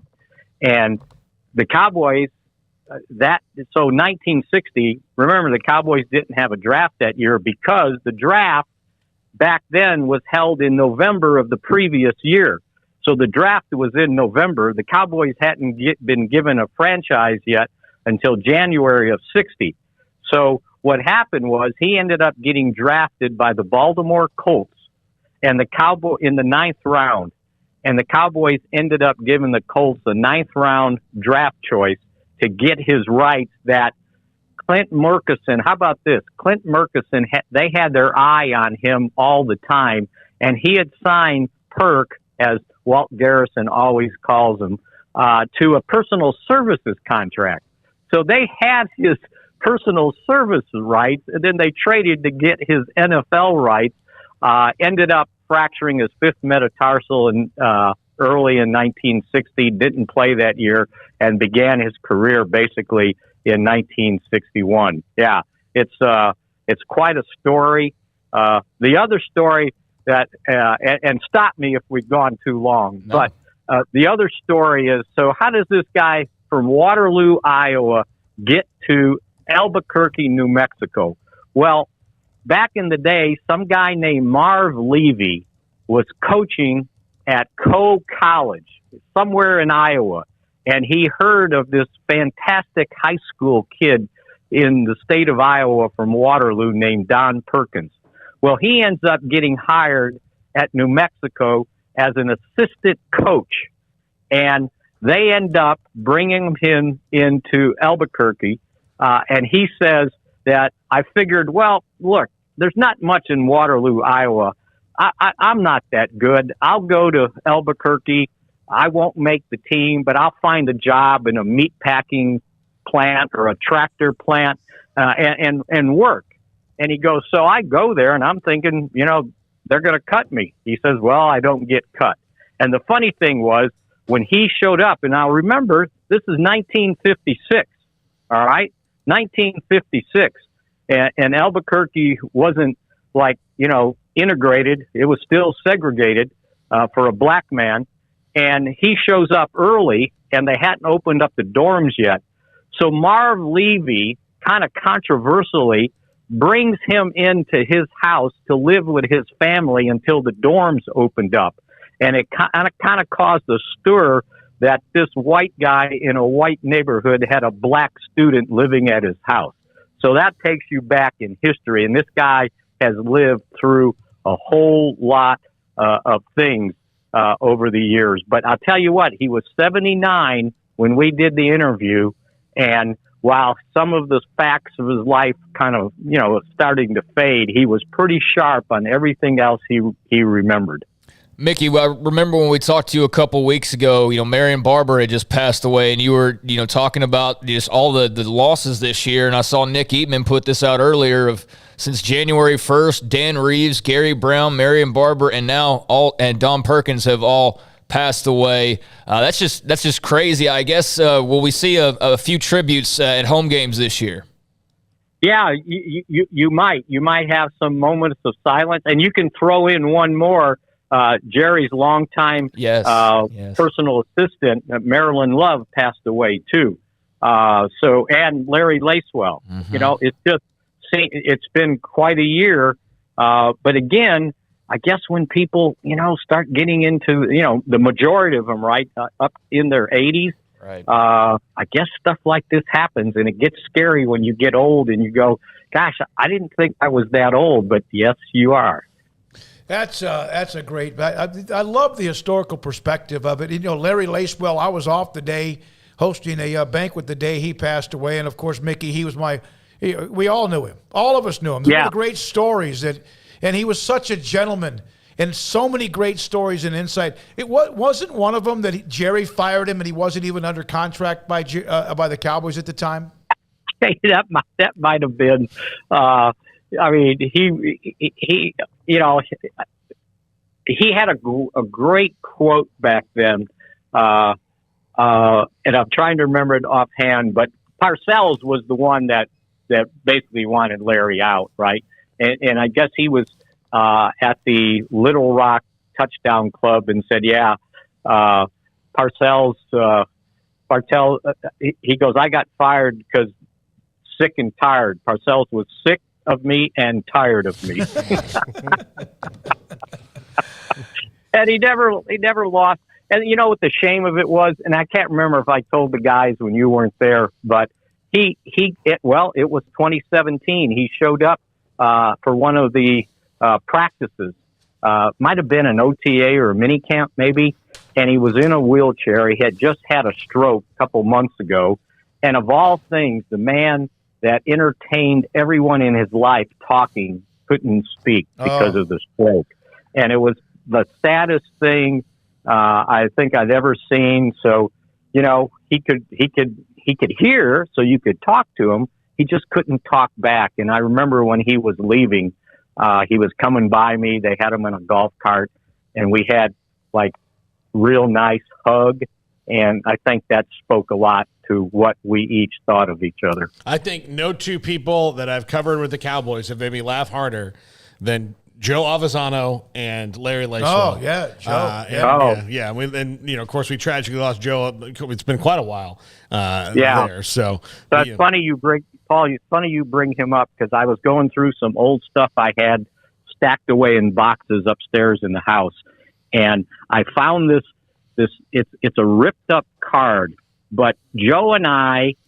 So it was called That's Entertainment. It was a silent auction for this charity group that sponsored single mothers to get back on their feet, and they would put them in a housing area, take care of them for a year, and have them graduate into real life.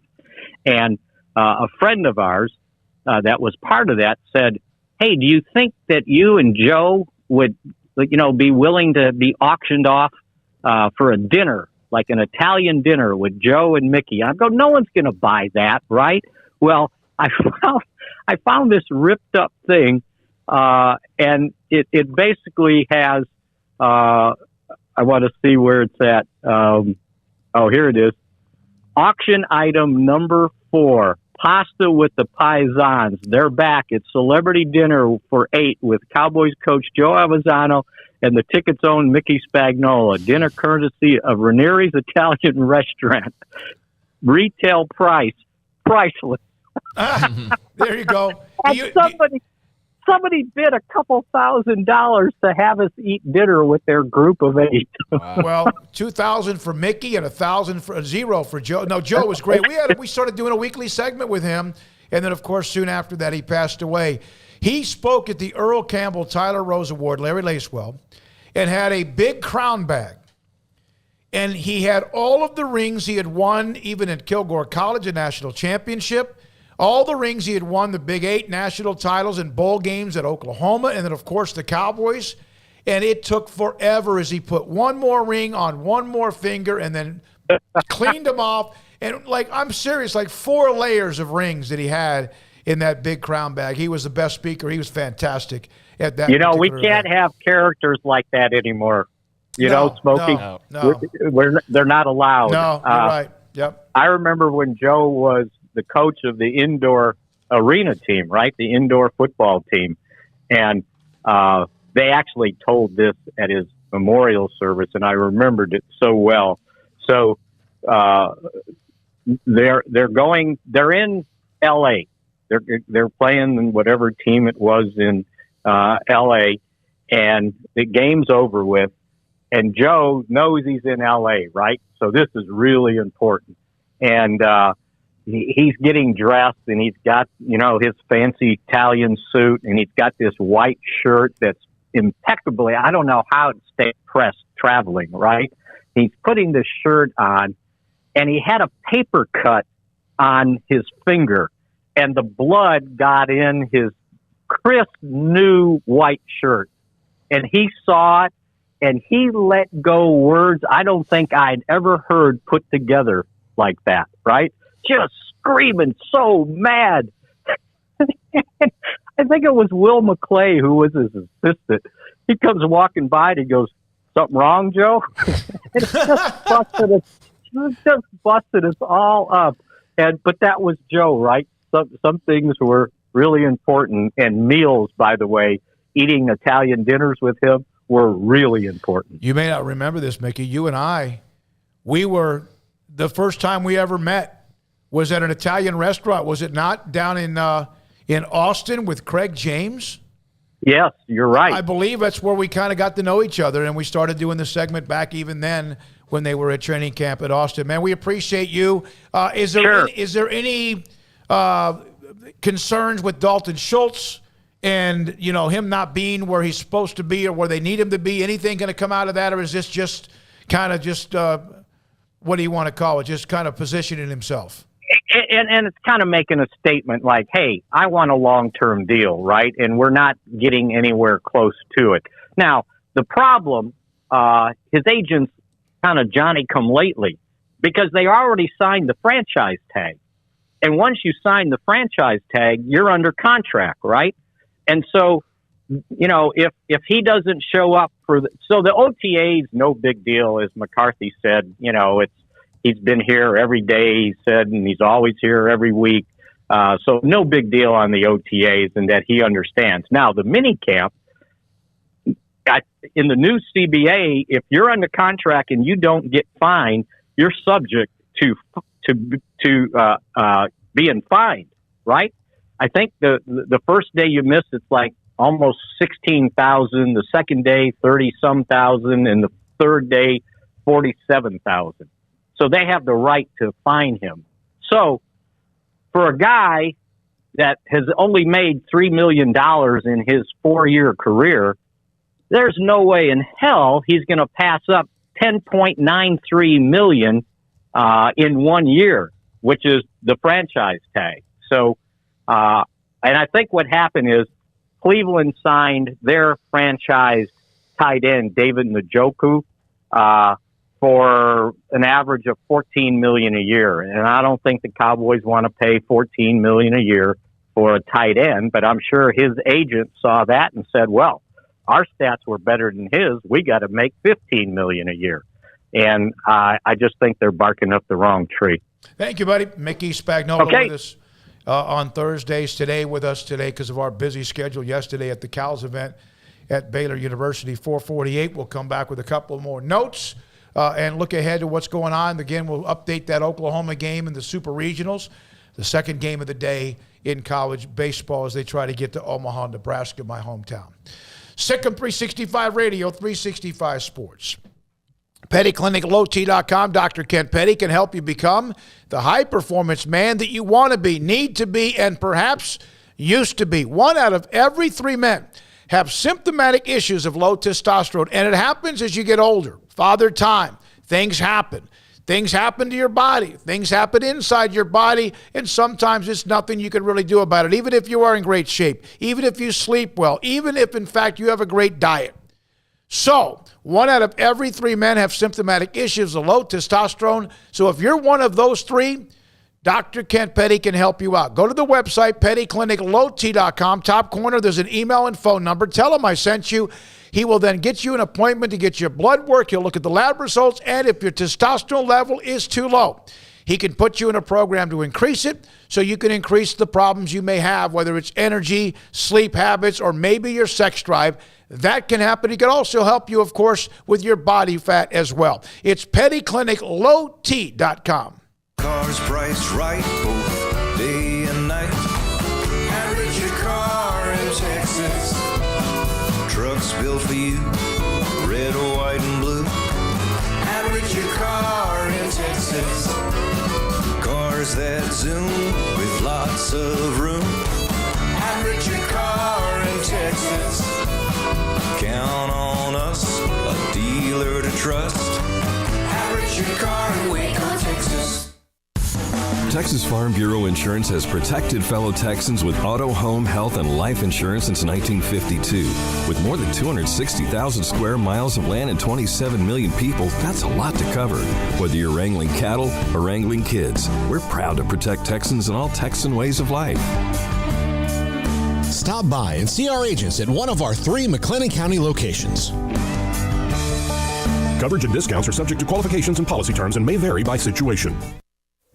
Stepping into a new pair of boots is great, but stepping into the boots of a U.S. Army officer can also add confidence and leadership skills to your son or daughter's career path. There are more than 150 occupational specialties to help them find the best fit for their future. See all the things your son or daughter can achieve in our boots at GoArmy.com. U.S. Army Waco Recruiting Company, 254-598-8131 or 254-776-1543. At Ideal MRI, we feel blessed to be part of the Waco community. We're a small family business here in Central Texas. At times like this, the cost of healthcare has never been more important. And unfortunately, significant illnesses and injuries still occur. And that's why Ideal MRI is open and here to serve you through this difficult time. So if you need an MRI, ask your doctor about Ideal MRI. You can schedule online in minutes at idealmri.com or call 833-IDEAL-MRI.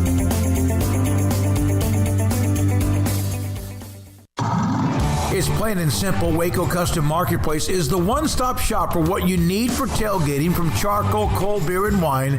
And, of course, customize your order with brisket, tri-tip, sausage, wings, smoked pork tenderloin, country-style or pork spare ribs, marinated beef and chicken fajita meat, ground beef and chili, meat, hot dogs, and burgers, buns, seasoning, sauces, chips. There's fresh baked bread and kolaches every day, breakfast sausage links. And you can also customize your favorite favorite cut of steaks from Select, Choice, or Prime, bacon wrap fillets, ribeyes, New York strips, sirloin, T-bone, and porterhouse. Full-service butcher shop includes pork, poultry, beef, chicken, and seafood, serving Waco restaurants and families since 1940. Your one-stop shop for beef, pork, poultry, and seafood needs, Waco Custom Marketplace, 425 Lake Erie Drive, or WacoCustomMarketplace.com.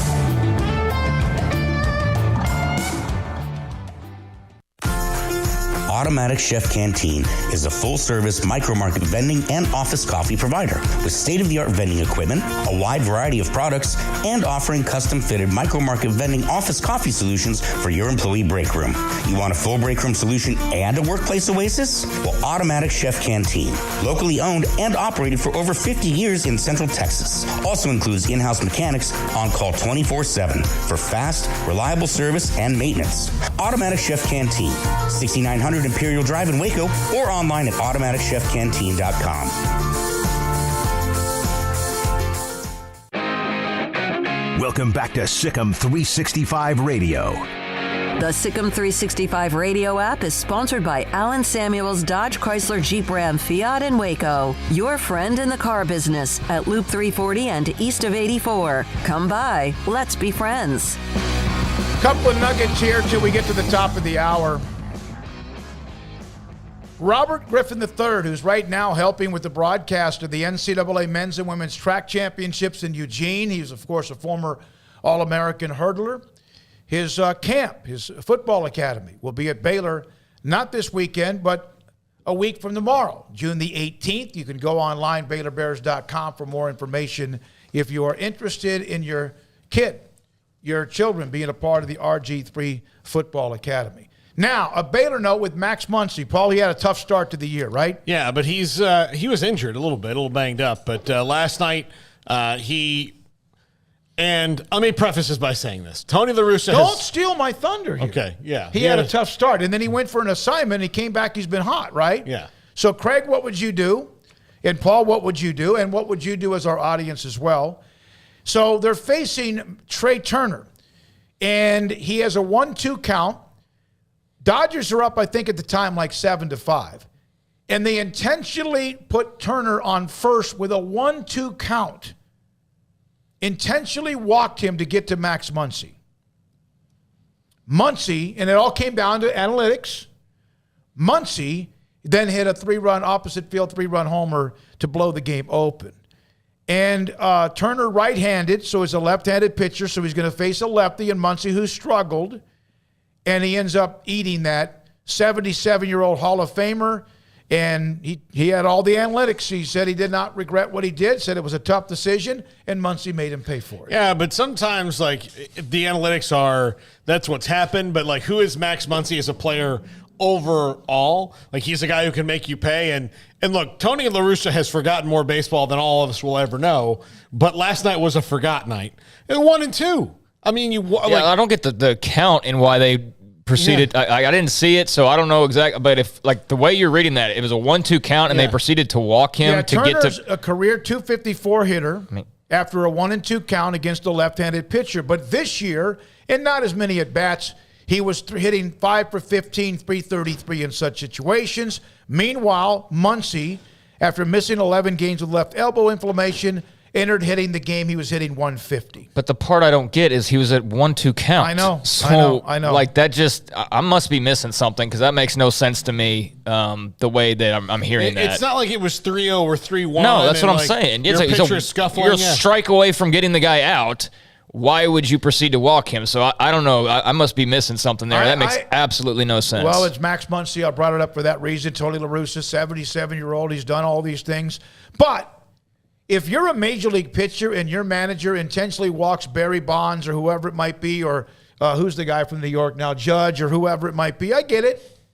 But when you have a 1-2 count and your manager doesn't believe you can get that third strike or get him out, that's got to be kind of deflating to me. And then Muncy then makes you pay with a 3-run opposite field home run. And he had missed some time, had an rehab assignment, and had been playing, had been hitting the ball pretty well since he came back. Yeah, I mean, he's hitting 159, so that's well below what he was doing. But he's still one of the, he's still a good player. And, baseball's a weird sport like that. Sometimes you can hit those dips. But reminds me, what you just said, reminds me of one of the best things I ever saw during the 98 home run chase between McGwire and Sosa.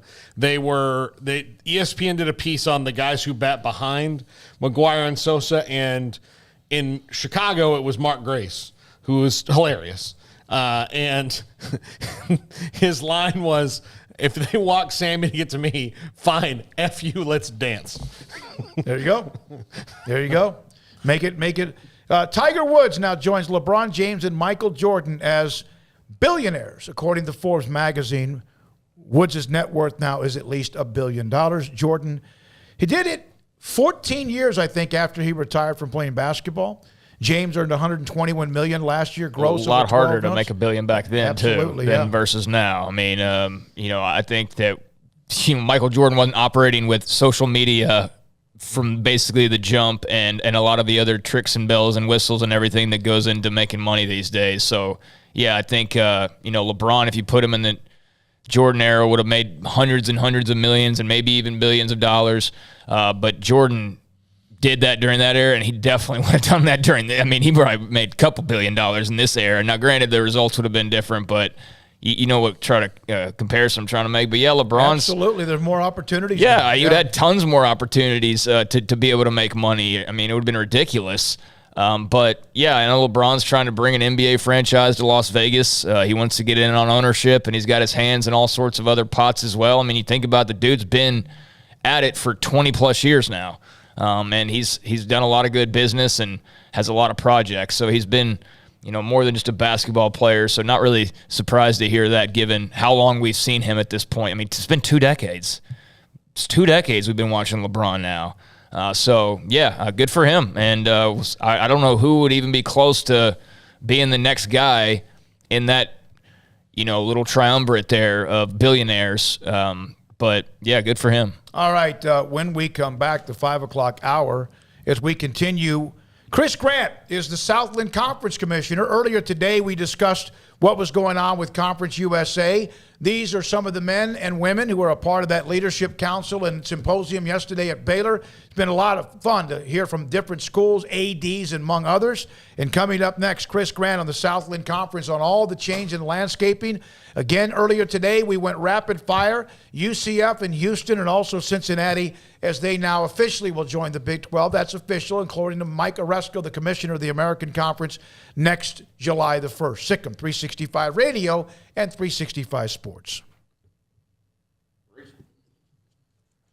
Richard Carr, Buick GMC Cadillac. Got a lot of great deals going on right now over at Richard Carr, and they are the people that you can count on. And after getting into an accident like 4 or 5 months ago, I was finally able to get my car into Richard Carr because they've been so swamped with people, coming over to buy cars or to get their cars fixed up because of the award-winning customer service that you will find over at Richard Carr. And I'm sure everybody's had this issue, had a rental car all set up, go over to Richard Carr to drop my car off and proceed to call the rental car company, and, it's not available now all of a sudden. So Richard Carr worked with me to give me a full day to be able to get the rental car company caught up, and then once the rental car company finally got my vehicle available, Richard Carr was welcoming back with open arms. It's been in there for the last day. They'll have it for the next couple of days, and I know that once it gets out of there, they will be giving it the great job that it needs to be given as far as fixing what the issues are.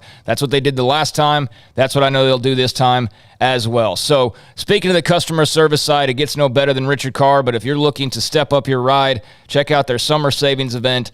How about a 2018 GMC Sierra SLT, only $432 a month, or a 2017 Buick Encore for $183 a month, or a 2018 GMC Acadia for only $280 a month. Their vehicles go through a 172-point inspection, and they pay top dollar for your trade, as 100% credit approval is also always their goal. You can find your next car or truck today at Richard Carr. If you're looking to buy new or looking to buy pre-owned, they've got those models that I just mentioned, plus dozens of others as well. Just give them a call over at the dealership or stop on by, and they will hook you up with a nice pre-owned car. But if you're looking to buy new, get your name on that inbound vehicle list. You can do that as well by going by the dealership or giving them a phone call. They will put your name on the list, and you will be next in line to get that new ride that you've been looking for. So check them out today. Check out the people you can count on for over 23 years in Central Texas. Richard Carr, Buick GMC Cadillac. Baylor University is where lights shine bright. So, let there be light. Let there be roommates and teammates, scholarship and championships. Let there be fresh starts and new traditions, fast friendships and lasting impacts. Let there be laughter. Let there be joy. Let there be light. Baylor University, where lights shine bright. Brad Boozer Jeweler, joins us on Sikkim 365 Radio. I've seen people walk in there. First of all, you have so much to show, whether necklaces, bracelets, rings. You have the watches. You have numerous great watches as well. You really have pretty much everything, don't you, when it comes to jewelry? That's correct. Kind of a one-stop shop and all. And the fact that we have the 2 jewelers on staff, the repairs we can do, the fixing of your jewelry, and the remaking of any jewelry has really set us apart from anybody else. You want to know why they're successful? Brad Boozer, the owner of Boozer's Jewelers on the corner of Valley Mills and Lake Air in Waco.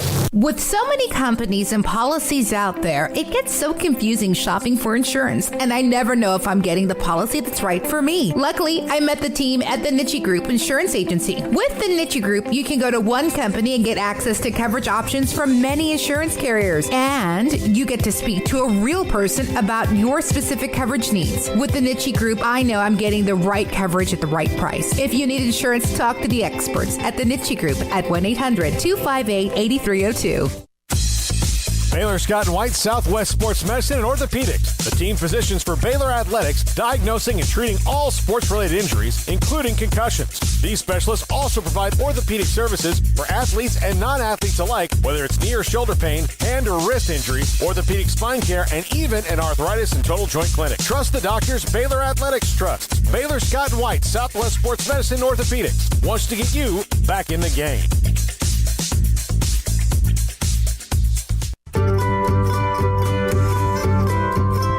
You want to know why Stonewood Dental is so successful? Listen to what happy customers have to say.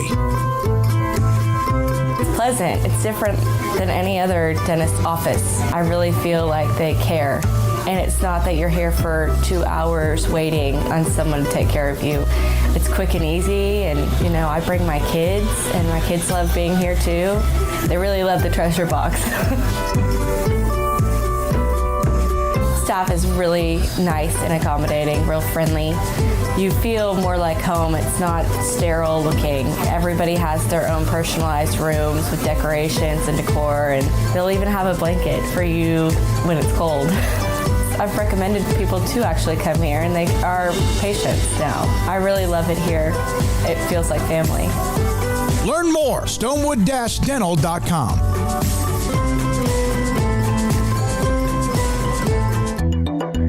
It takes time to reach goals. It's a truth that applies to more than sports. It goes for your financial goals as well. You work hard for your money, and you deserve an investment strategy that lines up with your game plan. And Tom Albers, your Edward Jones financial advisor, can help. If your financial investments aren't putting forth the effort you desire, stop by today for a financial review. Tom Albers, 4301 Lakeshore Drive, 254-776-7605. Edward Jones, member SIPC. Welcome back to Sikkim 365 Radio. Corral on 2nd and 15 as they're chopping down on his legs, and then they take him down high as well. Ika finished it.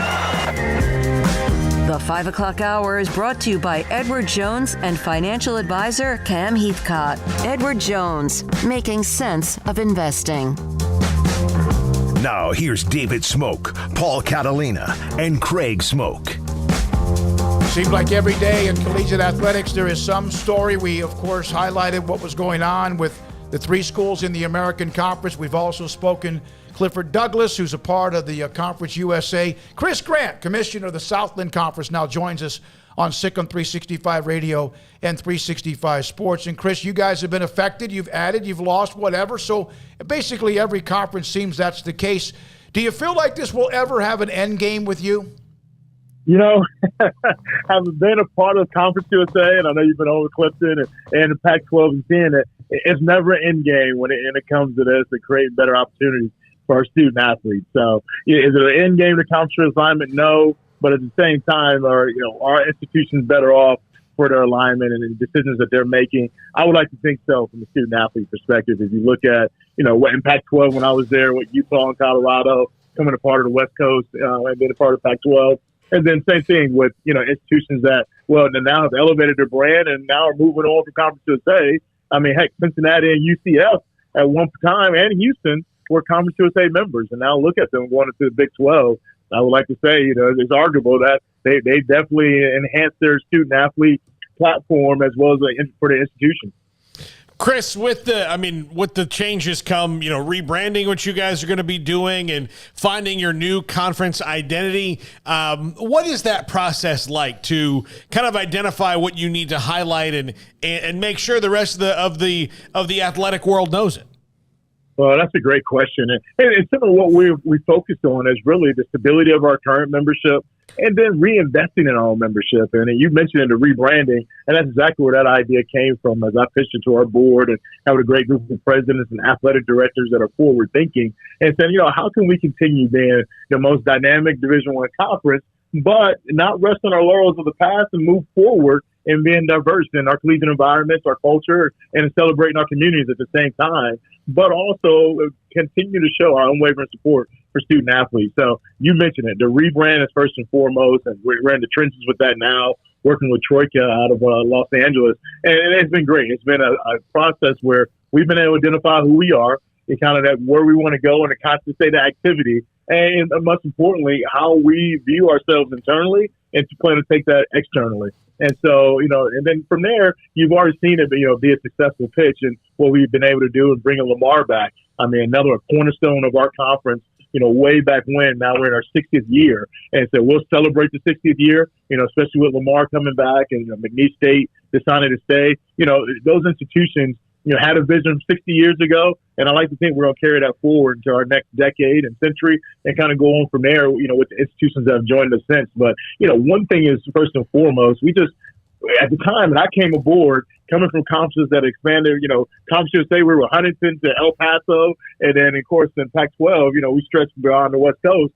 But, one thing that's great about the Southland is celebrating the Gulf Coast region, right? And you can't do that enough from, the high spirit, everything's bigger than Texas and Louisiana. You're always going to have a good time. But I would say the best athletes in the country coming from Texas and Louisiana, and we see it reign true in our peers in the SEC and the Sun Belt and the success they're having in American Athletic Conference as well and as the Big 12. So, we want to continue celebrating where we're at regionally and and make sure that not only we're taking care of home, but celebrating those media markets and elevating our brand nationally too. Chris, when you first heard the news about Oklahoma and Texas moving to the SEC, do you remember, where you were at the time? But I guess the other part and the main part of that question was when you first heard that news, did you realize hey, this is going to affect us as well? When I first heard that news, I was making the transition from California to Texas. And I was like, whoa, that's big news, right? But at the same time, you kind of understood where it's coming from, but you didn't understand, as I just talked about McNeese and Lamar and what they meant to our conference, kind of being foundational members and thinking of Texas and Oklahoma and what they meant to the Big 12. So at that time, I'm going to be totally honest, I did not think it would be such a trickle-down effect that it has been. And I think someone mentioned yesterday, it's 35 schools have changed places or conferences since that all started. And that is just, that's crazy. I think that has to be record-breaking in the history of conferences that have been. And so, and it's no surprise that he's announced this NCAA, transformation committee and some of what they're doing, great work that committee's doing there, and so many unknowns still. But at the same time, schools are positioning themselves to be successful throughout that transformation. Chris, you mentioned that it is all about the almighty dollar, and then in some cases to position a specific university or a few of them or all of them, who knows, in a better position. In the end, does this concern you about the future of not just your conference but other conferences, that they could be left behind? It does, and I tell you, it's the same thing we're talking about in our commissioner rooms amongst each other and bouncing ideas off how we can't, no longer sit back and say, hey, what's happening at the Power 5 and Group of 5 level, it'll happen and it'll just impact us how it impacts us. We have to take the bull by the horns and make our product marketable, right? We also have phenomenal student athletes, and now, more than ever, they're being courted, through the transfer portal. So how can we continue to prepare ourselves not only for that new dynamic, but to move our position, our institutions, and our student athletes and coaches to be in a position of strength? And so, and I think from that, it's really digging back into. I was talking to a friend earlier here, the Frisco Rough Riders and Breon Dennis, and focusing on that minor league baseball mentality, right? You don't own any of the players, and similar to our school, we don't own anyone. At any time they can make a decision, but it constantly goes back to the team on how are you rebranding, how are you researching it, and continue to make that fan experience attractive to that local community. And that's what we have to do, is tell our story better locally, and not only throughout the Gulf Coast, but getting that out. I don't want the first time you're hearing about Corpus Christi to be at the first four next year, whoever it may be, going from our conference. I want that University of New Orleans story being told throughout the season, and we got to figure out what's going to captivate the audiences along the way. How much of us as a conference commissioner, when things like that happen, a team says you're leaving or the conference is changing, do you have to kind of get over this is bad news right now and make it good news? Like, what is the benefit to this when a team does in fact leave? Yeah, and that's the tough part, because none of these decisions are personal. I think, and talking with our president, it's a total understanding with members have left us. It's like, hey, we want to do what's best for our institution right now. And, and things change, right? And you get that. And so I try to remember that. Of course, you take the gut punch, but, and that old Mike Tyson adage, right? Everything's good till you get punched in the mouth. And it's like, true, we've taken some punches, and it hurts. But at the same time, it's on us as commissioners to prepare our membership with that positive messaging going forward. Because just like some of what we told McNeese State, hey, you don't have to look at another FCS. Your ambition to go FCS football, hey, come here, stay a part of our conference and do great things. And then we'll continue to do business at a higher level, even though we're FCS. We're going to elevate our brand through you and through others in our league, and to step it up so that at least operationally we're looking like an FCS conference. We might not be resourced like one, but we also want to compete with the big dogs in this space. Chris, there is you need to do it if you're an FCS school, Southland Conference or any others. They play Power 5 schools. They go travel, play at a bigger stadium or not. Baylor's hosted Sam Houston State. They've hosted SFA. They've hosted others as well along the way. Is it you need those games as a member of the Southland Conference to help with the athletic budget, but also knowing most likely you're not going to win them? You do, but it's also that pursuit of competition, right? We're never going to back down. And I think for years, we celebrated that underdog mentality, almost to a point where we go into some of these games expecting to win. I think our coaches are very strategic in scheduling games, and they're going to schedule opponents knowing, like, yes, financially, this is helping our athletic department, our student athlete experience, and let them do some things creatively with their programs. But at the same time, they're positioning themselves to win the games. I think with the transfer portal, a lot of folks are talking about, the FCS being fluff and then, kind of having to restructure. But sometimes it's kind of positive coming out of it that, some folks that maybe slip through the cracks or maybe that get that playing time at a Power 5 or Group of 5 institution are coming back down too and having a chance to start right away and really make a big contribution. So, at the same time, yes, we love the payday and that's great for our institutions to be able to do more things with resources. But I think we're investing in the advancement of our student athletes to compete, not only in life, but definitely on these big platforms. And more than anything, we love the television exposure and just being good peers, to our big Power 5s and Group of 5 colleagues. As you know, the college football playoff is looking to expand. My God, it might take forever because it looked like they were on the cusp a year ago, and we know it's been slowed down or in some cases in mud because of, I guess, egos or what's best for whoever and what conferences. How important is it that the expansion, if it goes to what people might think of 12, Chris, that at least one FCS champion or Group of 5 team is part of that mix as an automatic qualifier?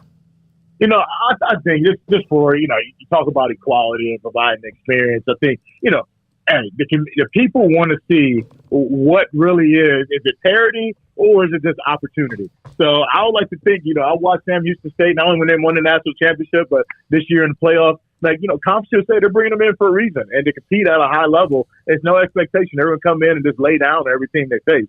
And I also like to think, heck, you got North Dakota State up there, right? We've had some people we run into, and James Madison, of course, Liberty coming in and now from FCS, or I guess they were FBS, but James Madison this being an FCS playoff, I do think they can compete at that level. Now, putting into the playoffs, those are the elite of the elite.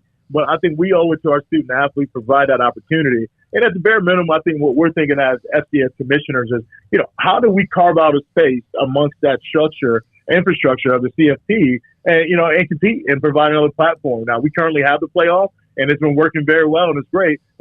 Some call it the North Dakota State Invitational, and I'm always on our athletic directors and coaches that, hey, we want that ring. We want to bring it back, and luckily we were able to win that championship at the Southland Conference 2 years ago. But at the same time, look, we also want to be, again, great peers to our Power 5 and Group of 5 folks. And then, so what does that look like going forward? Can we, I guess, assist in the messaging of what it looks like to run a successful playoff in the competition, but, maybe do it in a different manner than what we're currently doing it now. So I think all things are on the table along the way. And I trust knowing a lot of the commissioners that are in that room, they're thinking about it all, basically what's best for the ecosystem as well as what's best for their conference independently. And I just hope and pray maybe they carve out a space for us too. Chris, can you and some of the other FCS conference commissioners go to the playoff expansion meetings and translate what you do to them? Because I think it's kind of like a language barrier thing. It keeps getting caught up. You're right. And it's funny you said that. We're meeting here next 2 weeks from now as all 32 commissioners. And so it will be interesting. Now, we won't be a part of their CFP conversations, but I think it will. It already has been. People picking our brain, asking us how we're getting things done at this level. But I tell you, the dollars don't make the same sense as it does at that level either in our current NCAA playoff structure. But I think you're right. Look, and the best thing about FCS, we're going to rise to the challenge, but I do think we're united as one and really relying on that amateurism model, what that looks like. The pay-for-play model and student athletes being employees isn't something that we're currently interested in as a Southland Conference. I don't want to speak for others, but at the same time, we want to be able to amplify their voices. And as I tell our members, hey, we're always going to go for two. Do everything we do with extra flair, boldness, confidence, and celebration along the way. As an SFA a graduate alum, I do have a lot of course, memories of the Southland Conference. I know things have changed dramatically, including them and Sam Houston State, among others. Chris, very impressive. Love your motivation. I love your drive and your transparency and honesty as well.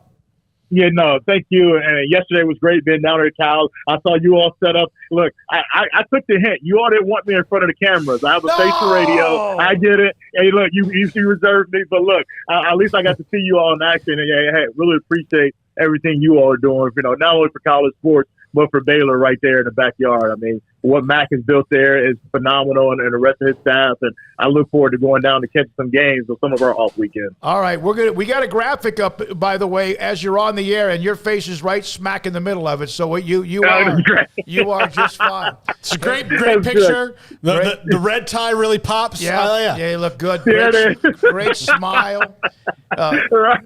Let's color that green on today while we're on this stage. Hey, Chris, thanks for your time. Thank you for being at Baylor yesterday in that Cal's event that they put on. It was fantastic to see you and others, and we will absolutely be in touch as well down the road. Thanks for your time. Well, thank you all. I look forward to keeping in touch, and have a great weekend. You too. Chris Grant and some of you on the chat room saying the same thing about impressed with him and how positive he is, and you have to be. They know what they're up against. He knows what they're up against. The schools in the conference know what they're up against, and so do some of the others, even Power 5 schools and conferences as well. And this is Sikkim 365 Radio and 365 Sports. Riverbend Liquor and Wine, Lakeshore Drive at North 19th Street in Waco, a hidden gem. And look, right now, they just announced that they are partnered with DoorDash. So say you're hanging out at the pool and you run out of beer and you don't want to get out of the pool, well, guess what you can do? You can just hit them up on DoorDash and order what you need. And look, if you're looking for craft beer, they're the best place to go. They got the best variety of craft beer in Central Texas. If you are looking for locally sourced whiskeys, locally created whiskeys like Balcones, TX, Devil's River, Garrison Brothers, all there at Balcones, or at Riverbend Liquor and Wine. They've got them all. And again, they're always churning the roster, whatever it is, whether it's craft beers or whiskeys or vodkas or gins. They're always churning the roster and bringing new stuff into Riverbend Liquor and Wine. Now available on DoorDash, or just go and see them. Lakeshore Drive, North 19th Street, behind the bank. Allen Samuels is having the Make the Switch sales event in June on the award-winning new 2022 Ram 1500 Quad Cab Lone Star. In June, the special value is up to $7,000 or get $4,000 bonus cash and 2.9% for 72 months. Ram trucks are designed to be durable, functional, and stylish. This legendary truck gives you that first-class feel. Allen Samuels in Waco, the place to shop for Ram trucks. First responders get $500 extra cash. Come by. Let's be friends. Let Camille Johnson Realtors guide you seamlessly through the process of buying your dream home or selling your current one. Commercial, farm and ranch, or residential, Camille Johnson Realtors can smoothly and successfully lead you through any transaction. With a team of 28 experienced agents who are excited about serving you, Camille Johnson Realtors services the entire greater Waco area. If you're in the market to buy or sell, contact Camille Johnson Realtors, 104 Midway Center in Woodway, or find them online at www.camillejohnson.com. Camille Johnson Realtors, elegant, charming, warm. Welcome home.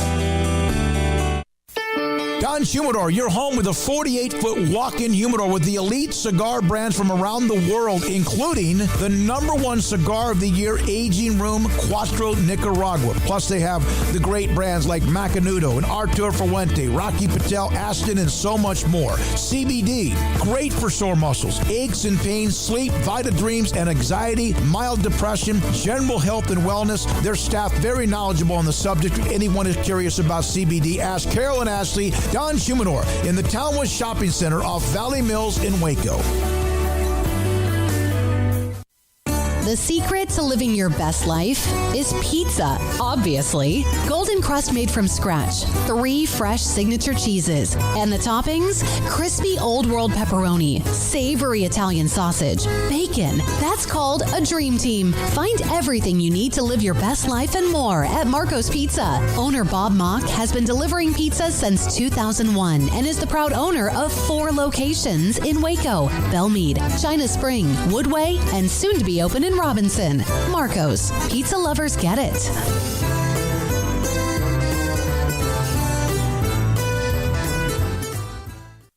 Did you know that 1 out of every 4 men have symptomatic low levels of testosterone and don't even know it? And if you think you're too young to worry about it, guess again. Low T levels can make you feel tired and grumpy, cause weight gain, and wreak havoc on your sexual desire and performance. Petty Clinic Low T can set up same-day blood screening and results, so if you're tired of being tired, I challenge you to man up and Google search Low T Waco or go online, pettycliniclowt.com. It's a private clinic with an atmosphere catering to men.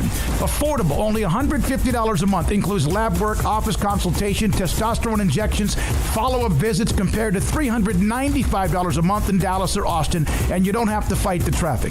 Petty Clinic Low T as board-certified physician consultations will provide the best form of brand-strength testosterone available. Contact Petty Clinic Low T today, just off Highway 84 and Old Hewitt Drive in Woodway. Petty Clinic Low T, helping men become the high-performance men they deserve to be. PettyClinicLowT.com or Google search Low T Waco. Welcome back to Sikkim 365 Radio. Are you a Sikkim 365 super fan? Then try out our premium subscriptions at Sikkim365.com. I am a fan of Chris Grant, Southland Conference Commissioner. Appreciate his time. Also Clifton Douglas for being a part of the show as well. And a lot of you have been on the chat room today. We'll kind of pick and choose, not just what we think we should read or whatever. Michael Beers, Cincinnati will beat every team, but it will be tough. No lie about, of course, moving into their new conference. And then a response from Madanjabe, I think I said that right. No, they won't.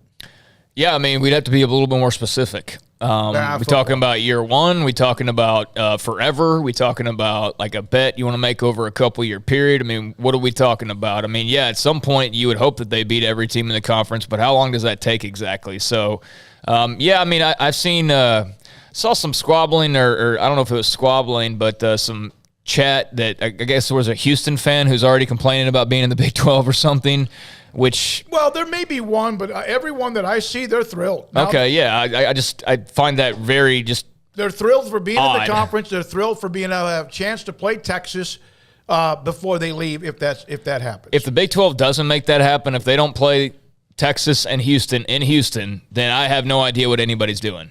I mean, that would be one of the most asleep at the wheel moments imaginable. You have all the power to set up the schedule the way that you want, and I don't think there's any bigger matchup than Texas and Houston down in Houston of the new schools. I really don't. None of the other matchups in my top 5 are about some of the intriguing ones that we could have, especially if it's only 1 year. But none of the other matchups really matter. Like Cincinnati versus Baylor, or Oklahoma, great football game. Yeah, but like Oklahoma versus Cincinnati for a year, who cares? Like Texas versus Houston in conference for a year. You absolutely have to get that done. But it has to be in Houston. It has to be, exactly. Yeah. You're missing a huge opportunity for your conference. Will that game be played inside Reliant, or will that game be played at Robertson? I'd play whatever. There's a new name. I mean, the thing is that money comes into it. So, like, if you're the University of Houston, I don't know how, like, it splits if you played at NRG and whatever. I mean, I don't know how all of that works. I'm not going to pretend to. I would imagine there's a chunk you got to pay to play there, though, so that automatically deducts some. So I guess it would depend on how different the figures would be. If you played it at home and you could make $1.2 million, let's say, or you look at the figures and NRG can make 2.4. Now, are you still getting the same cut? Is it going to be that much of a difference if you're only making a couple extra 100,000? Is that worth moving it to more of a neutral site? I don't know. I mean, that's what they would have to figure out. But I mean, I would love to see it at their home place, but I can understand why you would want to put it in a bigger setting. Robertson Stadium, of course, has been gone for a decade, so don't beat me up on that. TDECU Stadium, John Quinn Field. Tillman Fertitta Land. That's what I think. I'd rather play it on campus at Houston. I prefer that, but it doesn't make the most sense. It does for Houston fans, but even then, would there be more Houston fans than normal wanting to show up to this game? And then you add UT's Houston alums and everybody that would drive down from Austin or San Antonio or wherever. So yeah, I mean, you could do it at Houston with no problem and sell that bad boy out in 10 minutes, but you could also probably sell it out at NRG and have quite a few more people in there. So I don't know, but hopefully that's the decision they're making. Hopefully that's the thing that they figure out. Hopefully the part that they've already figured out is they need to have Texas go down to Houston and play the Cougars before this thing all breaks up. I mean, that's the game I want to see, and just seems like the best matchup to me. But, I mean, congratulations to all the fans. Not like today's news was surprising in terms of, these new schools in the Big 12, everything's been in place for forever. It's just a matter of exactly when. And so now the waiting game goes to OU and Texas and, however long they're going to be around or whatever. I mean, I think it took like 5 minutes before a UT writer had a thing about, well, they're actually going to leave a year earlier. They'll be gone in 2024 because of today's news. And, I mean, so be it. I'm just glad to see that the new schools are moving in sooner rather than later. And next year will be a very strange year, I think, once they do enter. Just the new teams that you'll be seeing, the new faces, the new media day feel, the weirdness with OU and Texas maybe or maybe not being in their final year when 2023 rolls around. All that will be, fascinating. But we got to remember, too, there's also a season coming up right now. Yep. That's just, what it's been. And so it's imperative that all these schools, I think, continue to finish strong. The last thing you want is for all those schools to come limping into the conference when, the time comes. So I know Cincinnati's set up to be successful, and so are the rest. And hopefully they have a great year and then come in with, chest puffed out, feeling good about being a part of the new Big 12. Tony Altomare on the Texas or Houston game, if they play it at home. Juan said absolutely make it November on campus from Earl Carr. BYU, USU, which is Utah State as well. I'm super hyped. Brigham Young is a part of the Big 12. On campus would be the most fun from JG. Campus would be nuts. NRG Oklahoma would be. Came to NRG to play Houston, sold out. Texas obviously would be a sellout game as well. NRG would be more of a pro feel, and it would be more of a neutral site for Texas. Whereas if you did it at TDECU, that is a Houston home game. I think it might be a home crowd for Texas, with all due respect to Houston I mean, very or 50-50. I mean, it could be. I think, I think if you're Texas, and let's say that game gets put on the schedule and you're figuring out where to go, Texas is without a doubt voting for NRG. Sure. Because that could be a home crowd potentially for them. So, if you're a Houston fan, if you're not worried about just having the biggest crowd possible, put that bad boy on campus, and that would be insane, and that would be awesome to see, and I think it would be cool to see. From Michael Beers, don't forget now that Cincinnati, West Virginia will be a great rivalry as far as a part of the the new Big 12 as well. And, of course, that would be... They didn't like each other when they were in the Big East together, so, We want hate.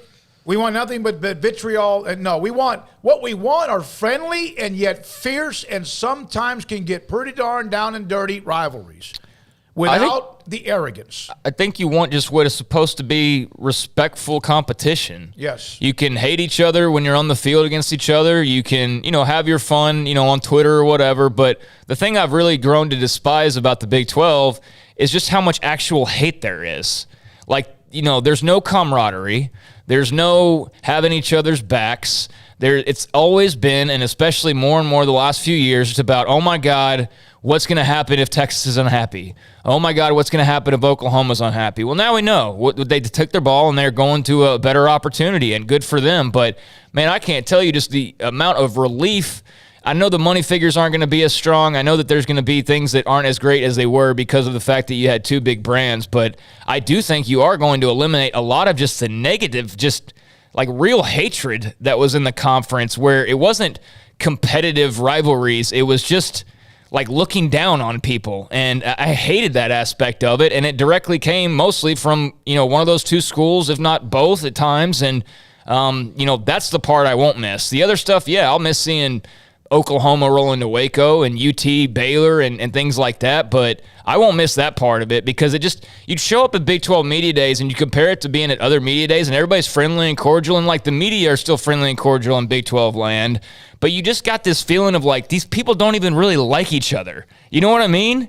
And it wasn't like it wasn't all for each other and go Big 12. It was like some people were saying go Big 12, and the others are in the corner scheming up how they're going to leave it, and you could feel that. This game? Yeah, you could feel that, and so it was disjointed, and I'm looking forward to it being more of a group of teams that respect each other and don't look their noses down, even though I'm sure there will be some of that at times, but there was way too much of that the last few years in the Big 12. And look, the Big 12 was, especially after the breakup when A&M and Missouri, Nebraska, Colorado, when the four teams left after those 2 years, Texas had this, because they didn't get to leave and go to another conference, they stayed.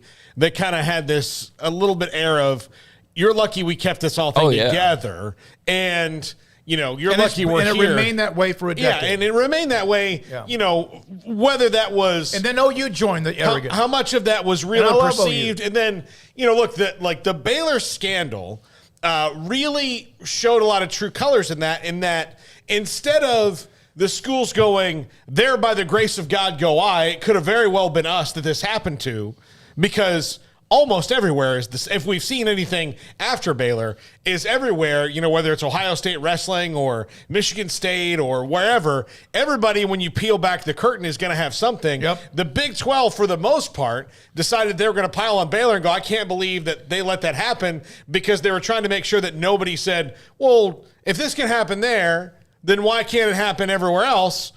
They piled on Baylor, and then it made it all worse because everybody's Virginia got shields up all the time. E. Gordon Gee was the first one to actually, months later, say something positive about it. And it was like, what you said, what? Well, one of the more interesting parts about that was, there were some who chose to just point and laugh or point and, say what they had to say. Look, Baylor deserved to get a lot of flack for what was going on. But at the same time, what those schools, who many of them still pointing the finger, did not acknowledge or maybe didn't make nearly as public as their point and laugh comments, was they went behind the scenes after seeing that story and scrambled like madmen to make sure that they weren't in the same boat. And then a lot of schools found out, oh my gosh, this could have happened here, and we need to change things. So if anything, it was a big warning that one team or one school, took the brunt of it, or the brunt of the public backlash. But it was, best believe, a major wake-up call for colleges all over the country who suddenly said, oh, boy. Text messages like, hey, oh, my gosh. Are we okay? This isn't and us? I guarantee you Texas and Oklahoma are part of that as well. But anyways, I am just glad that there's excitement. There's teams that actually want to be in the Big 12. And I know I've seen, I guess you could call them college football reporters. I'm not talking about the regular names. I'm just talking about just the random people that you come across on social media that will pick on the new Big 12. It's barely a Power 5 conference, whatever. It's a Power 5 conference. It's a Power 5 conference, and it's going to still have that autonomy, and I think it's going to be competitive. Are they going to have the big dog? No, but guess what? I don't need the blockbuster to go to the movie theater. There might be a movie that's not big budget that I actually like better than the Marvel movie. But if you want the Marvel movie, it's all going to be there in the SEC. But if you want a little bit something different that's not as expensive or as many big booms, then you can still find a really good movie. And I think that's what you're going to find in the Big 12. From Stephen Snook, who's a part of the new teams coming in. And Stephen, of course, listens to us all the time, texts me a lot of things as well.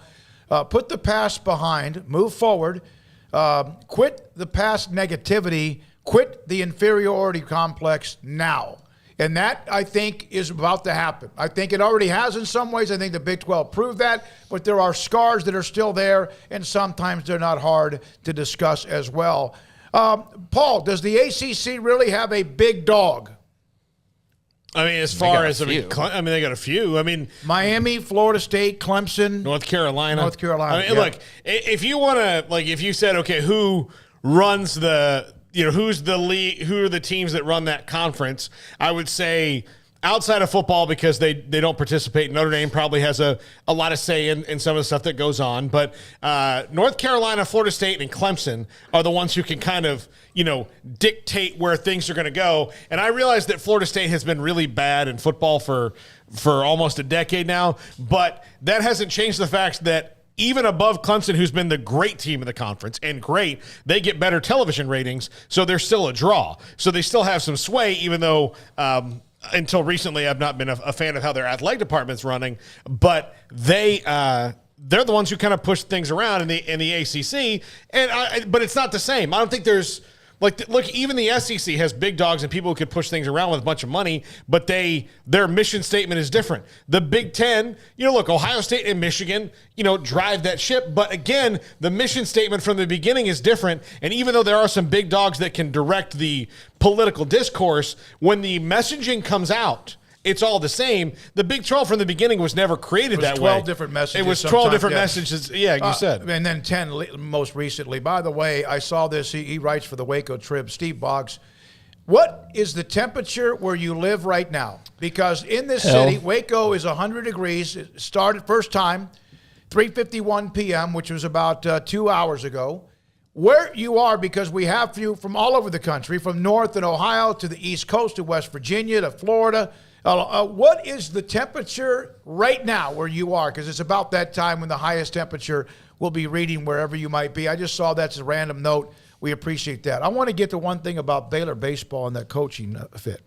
As they are going through that right now, part of the coaching search, and Mac Rhodes even, you could see almost, I think you could see a little bit of, I don't think it was stress, but you know how urgent it is. They know how urgent it is, and some teams are going to be done at the end of the next couple of days with the college baseball super regionals. But one of the things I brought up to him was the fact that you cannot lose your mission statement, whoever you are. It doesn't have to be a Christian or religious school, private school. It could be whoever, your mission statement, and lose sight of that for winning. One of the things that the last time Baylor hired, when they hired Steve Rodriguez, Hefner from Dallas Baptist was definitely involved, and Rob Walton was another name that was involved.